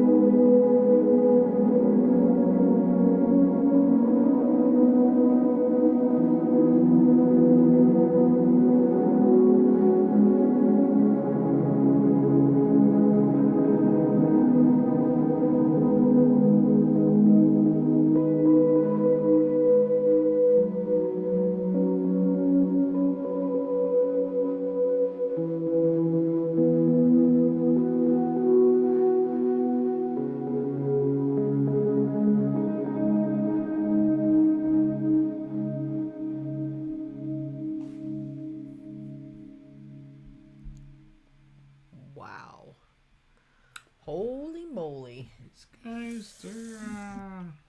was looking into like sound therapy, and they have like these like big glass bowls, and they like touch them and bang them, and it like, I haven't found one that I'm like, this one is the one, but like the ones that I'm looking into, I'm like, this is so like therapeutic, and like because we don't know what sound waves do for us, but they do something. And that's why, you know, they were talking, I think you were actually, or the kids were watching something, and it was showing like the speed of something. Like there's a certain speed that when generally speaking, that when music is at a certain speed, people feel relaxed, and when it goes above that speed, people feel like your blood pressure literally rises and all that. So this song is crazy because your blood pressure, I'm sure, rises when you're listening to this type of music. And then they just brought it right down, like with that sound, like, and everybody just felt like mad chill. And my favorite part of this was when he said, if it's death they need to truly see, then let it be. If it's love they need, then open your heart and be set free. Yeah. Yeah, a lot of people were affected. A lot in there. Yeah, there's a... Yeah. I really like this band. I really like this band. They're an extremely talented band. I didn't understand I am a crease as I am a fold. Is it you're one and the same? I'm going to steal this part of the song. The end? Oh, yeah. What are you going to do with it? What are you going to do with it? Hold on, guys. Hold on. It's probably right there, right? Yeah. There he goes. Okay. Stolen. You have no idea what I'm going to do. You literally just chopped off the beginning of it. Okay, just thank you. Thank you for hurting my feelings. If you don't want stop excellence or not? If you don't stop hurting our feelings, go ahead. Talk to the people. So when he says, I am a crease as I am a fold. Yeah? They're different, but they're the same. I am composition, thus I am Suntold. I don't know what Suntold seems to me like a word he made up. Yeah, and I don't know what it means. Untold is what untold, something is untold, like a secret that's untold. Yeah. So I think Suntold is a play on words. See what I'm saying? So I think it's a play on words. Meaning what? Well, I think that the main character in this song is probably nature itself. See what I'm saying? Mm-hmm. So I think it's nature speaking to us to basically say, hey, experience life, live life to the fullest, that type of thing. That's what I got from it anyway. That's cool. I've seen it in the dawn of your mind as a fossil, a blueprint of divine. No chariot to ride, nor a sun that marbles aside. As no creature has truly lived until it has truly died. Which is, you can go a lot of, you can go a lot of ways with that line. No creature's truly lived until it's truly died. Mm-hmm. Because there have been a lot of situations where it's like, you can have degrees of appreciation for life. You have degrees of appreciation for life after you've come close to dying. Like I have. I'm sure. You know what I'm saying? I'm sure. Like, yeah. Because it makes you, because you start thinking about, like, I remember the first time I saw somebody, like, shot. And it was the most ironic thing because we're all in the apartment listening to Biggie. And wow. It was Give Me the Loot. So we're all sitting there, begging for a cream, we don't want a thing. And if it started to scream, bomb, bomb, have a nice dream. Literally after that, all you heard was pop, pop, pop, pop, pop, pop, pop, pop, pop, pop, pop, pop. It sounded like firecrackers. And we were like, let's shoot off. Because in New York, it's a fascist state. We couldn't have firecrackers, all that shit. It was the middle of the summer. But that's what it sounded like. It sounded like firecrackers. So we're just sitting there in Julio's apartment, and we paused for a second. Then we went back to playing Give Me the Loot. All of a sudden, you saw all these people running down the street. It's like, yo, something happens. We went outside, and yeah, man, dude's right there on the ground. And he was, you know what I'm saying? It was crazy. It was crazy watching it. It's crazy watching it because I got up on a car because there was a whole crowd around him. I got on a car, and then a whole bunch of, like his friends were trying to keep him awake, and then his other friends were crying, and then he had other friends, and like I never seen so many guns in my life at the time, like because this guy's got a gun, this guy, but I hadn't seen like out like that. They're like, yo, they didn't know what to do. You know what I'm saying? They're like, oh, those guys from Vane, blah blah blah. Like Vane Street was literally like 2 streets away. It's like So 2 streets crazy. away. But you know what's crazy? Like I was never around there. I spent like 3 or 4 years there. I never went to that. I always went to where we were. But yeah, so the other guys were like, they were talking some street shit, like, oh, okay, yada yada. And, Orion, go to bed. Their friend is just like lying there in the street, and then somebody had to run inside and call the ambulance or whatever. Ambulance is on the way, but it's New York, so you're just hearing sirens all the time. God. So How old was there were like 3 or 4 sirens that went by, but wasn't for us, wasn't for our, you know what I'm saying? So yeah, 19. Oh God, that's awful. 19. So like he That's terrible. But I remember like just watching him, and I didn't feel a thing. I didn't feel anything. I didn't feel bad for him. I didn't feel anything. I was just like, it's like a weird, very out of body experience. Like it was just a very strange out of body experience to like just sit there and watch this guy. He's dying, and like he was talking to people at first, and then like he couldn't talk anymore. His lips were moving, and shit was just like. And I didn't feel a thing. And I remember being on the train though, and I was on the train, and this dude walked by me, and like I was like, but it wasn't tough guy shit. It was just like, yo, I could die at any moment. Like, you're gonna die before me, bro. Like I don't give a fuck. Like I don't care. You know what I'm saying? I was just like, my hypervigilance was up to like 5,000. But like after that experience, wow. There's a certain part of me that like you lose your innocence. Oh, of course. But at the same time, I did have a deeper appreciation for life that never left me. Then obviously I had other experiences and things like that but that was the first one where, it's crazy. I went home. I didn't tell my parents. I didn't tell my brothers. I didn't tell anybody. You know what I'm saying? I didn't want to talk about it. I didn't want to think about it. Mm-hmm.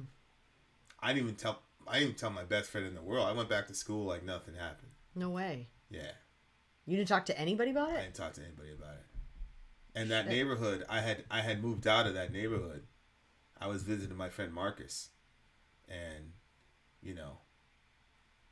I went back on the train, went back home. But, but it's true. Like,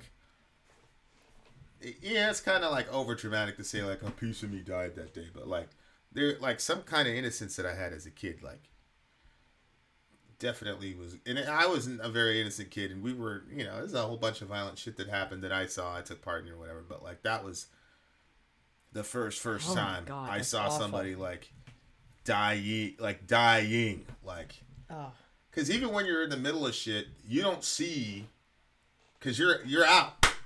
You know what I'm saying? So you're not there looking at the ramifications of what happened. And that was the first time I actually saw, and that like puts you in such a crazy state of mind where you're like, yeah. Then you start thinking to yourself like, oh well, yeah, I don't know. I joined the service at 17. No one should go through that type of trauma at that young age. Yeah. Yeah, I mean, I never saw anything like that. Huh? I've never seen anything like that. Like, old people passing away, but like I was never there for anyone's like last moments. I was there after or just before, but I've never been there when somebody like literally took their last breath. But again, I mean, it did make me appreciate life a lot more. But the way that you appreciate life in those contexts gets expressed violently. You know what I'm saying? Oh, because you're protecting the people because you're protecting yourself, or you're protecting your friend, or your whatever. Mm-hmm. Like. So, you know what I'm saying? Yeah. Like, but you do feel if it's death they need to truly see, then let it be. And so, and I do think like there's some, you know, the whole how could God let something like that happen to, you know, whatever. But one of the things is when you realize how brief life truly can be, like how quick it can truly be. I mean, apparently he said that the dudes like pulled up on a car on the side of the street and they just like two guys just let off on him, and it was just quick, and it was just, and he wasn't. That's the thing. You know, I say like it's not like the movies or whatever. He wasn't like writhing or whatever. He was like slowly moving less. So I'm sure he was in a lot of pain, but he wasn't like, it wasn't this big dramatic, you know, whatever. He was just lying on the ground. And I didn't see a lot of blood anyway. That's the other thing. It wasn't like there was like this, you know, I don't Really?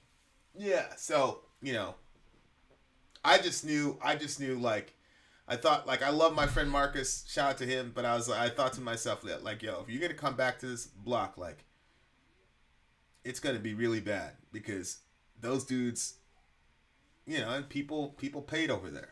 You know what I'm saying? Our block had way more people in it though. So, you know, there wasn't a lot of back and forth for a very, very long time. But jeez. Yeah. But you definitely like, you definitely appreciate life more. You appreciate your friends more, and you know, and that solidified, you know, my best friend, like me and him, like on the train, I made the decision, like, okay, like, if we get in a serious situation, like I'm never gonna leave him alone, and whatever. So we did. We got into a lot of serious situations. He's still around. So shout out to the homie. Holy shit. Yeah. But yeah, it definitely makes you appreciate life. Only the sand will survive. You know what I'm saying? Yeah. Like, yeah. I was watching. Even the rocks don't. They break But down. like I say, it wasn't like it's not like a depressive, sad type of thing. Like I feel bad for the guy's family. You know what I'm saying? But I didn't know him. Like I saw him around the block. I saw him around the way. But I didn't. Those guys were like certified gangsters. They were Latin Kings and Nietas and all this. Like they were. I was never a gangster. So it wasn't like I saw one of my homies. Like, but it did make me say like, I was very strict about like how we were gonna go around and do business and shit, because I'm like, the less confrontations we're in, the better. You know what I'm saying? Yeah. And so like I wasn't like, I don't know. I mean, who can say? I don't think I was traumatized by that situation. Like I didn't need to talk to about it. I mean, I don't know, but it wasn't like this big like, oh my god, I'm so sad. It just made me like, yo, damn, like just like that. And you know, because in the movies, like, boom, and you know, whatever, and all we heard was a bunch of. I mean, we were louder in the and we were singing about shooting people. Bomb, bomb, have a nice, so and then wild. And then all you hear is pop, pop, pop, pop, pop, pop. So it wasn't like, I don't know how to explain it. It wasn't, you know, it sounds heartless or whatever, but I didn't feel bad for the guy. Like, you know, like I don't know. I felt really bad for his friends. Yeah, I don't know. I don't know anything about that. I know that, like, you know, when you hear people talk about seeing stuff like that, like a lot of times they'll say like that you feel nothing, like a nothingness comes over you because you can't. What just happened is so. First, you've never seen it before, possibly. Secondly, you just watch someone that's in this reality go. And like your mind is trying to, and your emotions and everything's trying to make sense of all of it and stuff. And, you know, a lot of times anything that I've seen, they always say that they just felt nothing. Yeah. I mean, his friends felt something. Yeah. His friends were, it was really. Oh, I'm sure the friends, because you have an emotional connection to them. It was so weird to watch. Because some of them were like down, like trying to keep them awake. And other friends were just like hard gangster dudes. Like dudes you were afraid of were just crying. And then other dudes who you weren't think were gangsters had their shit out, and they're like, yo, it's those guys. And they were like going, like as the shit was happening. And the girls were all hysterical, and they were pulling the guys back and saying, "You can't leave him." Like it was just. Oh my God. So I felt hard. I felt like to this. I felt bad for them. There was no saving him. Like, you know, apply some pressure or. We didn't know what the fuck we were doing. Everybody was just keep him awake type of situation. Like just keep him awake. Don't let him close his eyes or whatever. And I remember thinking to myself, because my mom has a medical background. I asked my mom that like months later. I'm like, you know, it's like clapping in a person's face when they're dying and all that. Like, she laughed at me. She's like, no, that's not going to keep it. I was like, yeah. But I waited for a very, very long time. But I thought to myself, I'm like, man, that shit ain't got nothing to do. You know what I'm saying? Yeah. But it's something I think they were just trying to control a situation. Yeah. It gives you some sense of, like, this is something we can do to control. You know what I'm saying? Mm-hmm. You know, losing our friend or whatever. But I'm sure they were really... I'm sure they were traumatized by it. Oh, like, I'm for sure. life. I'm You know what sure. saying? Oh, But- God. And if that would have happened to any of my friends, like people always say, "Oh, I would have done this." I don't know which one I would have been. I don't know if I'd have been the one crying. I don't know if I'd have been the one doing dumb shit, having my shit out there, going to go, and your friend's not even gone yet. You could have left your friend in his last moment. I don't know which one I would have been. I have no idea. Mm-hmm. You know what I'm saying? And I'm glad, bless God, I never was in it like that in the hood, because you don't, like in other situations you get in when you join other whatever, like it's a little bit different. You know what I'm saying? It's not somebody randomly running up on your, you know what I'm saying? Like, Yeah. But that one, Wow. that was a bad one. But yeah, that's why sometimes like we watch the news and shit, and you're like, oh, don't you ever get, what I'm like, no. Because I'm here, and I think about like you getting some horrible call about me, or Dorian getting some horrible call about me, or whatever. Like, I don't miss. Like, I want to, what I'm saying? I want to be here. Oh my God! So. If I had to give that news to him, oh my God. Yeah, it would have been bad. So anyway, the AT maybe the question is how do you know life is real if all you've ever experienced is living? And then you got to define your definition of what life is, because that's another very interesting philosophical thought process, which I'm sure we'll discover in our discussions. All right, what do you got? I think I liked this one better. I don't know what I rated the one before. AT, you were asking. I don't know. I think I like this one better because of the way the ending went. Yeah. And there was so much in this music that was just, I don't know, just like pulled you. And then at the end, there was just that like, within the grains, we will survive. I don't know. There's just, this one would be my favorite. I'm going to go with a 9.9 on this one. I think this was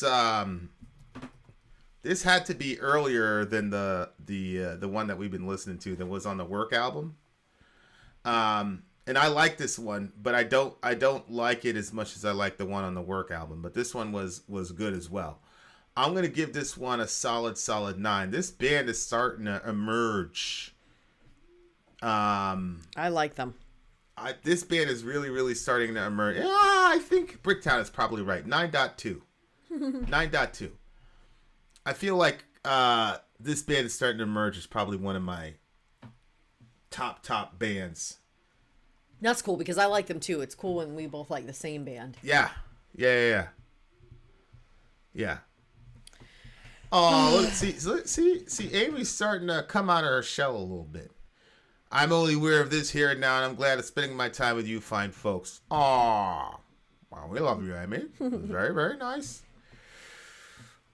All right, guys. Well, peace to the gods. Rest in peace to all you guys, and inshallah we'll all see each other again around the table. Stop killing each other, guys. Holy shit.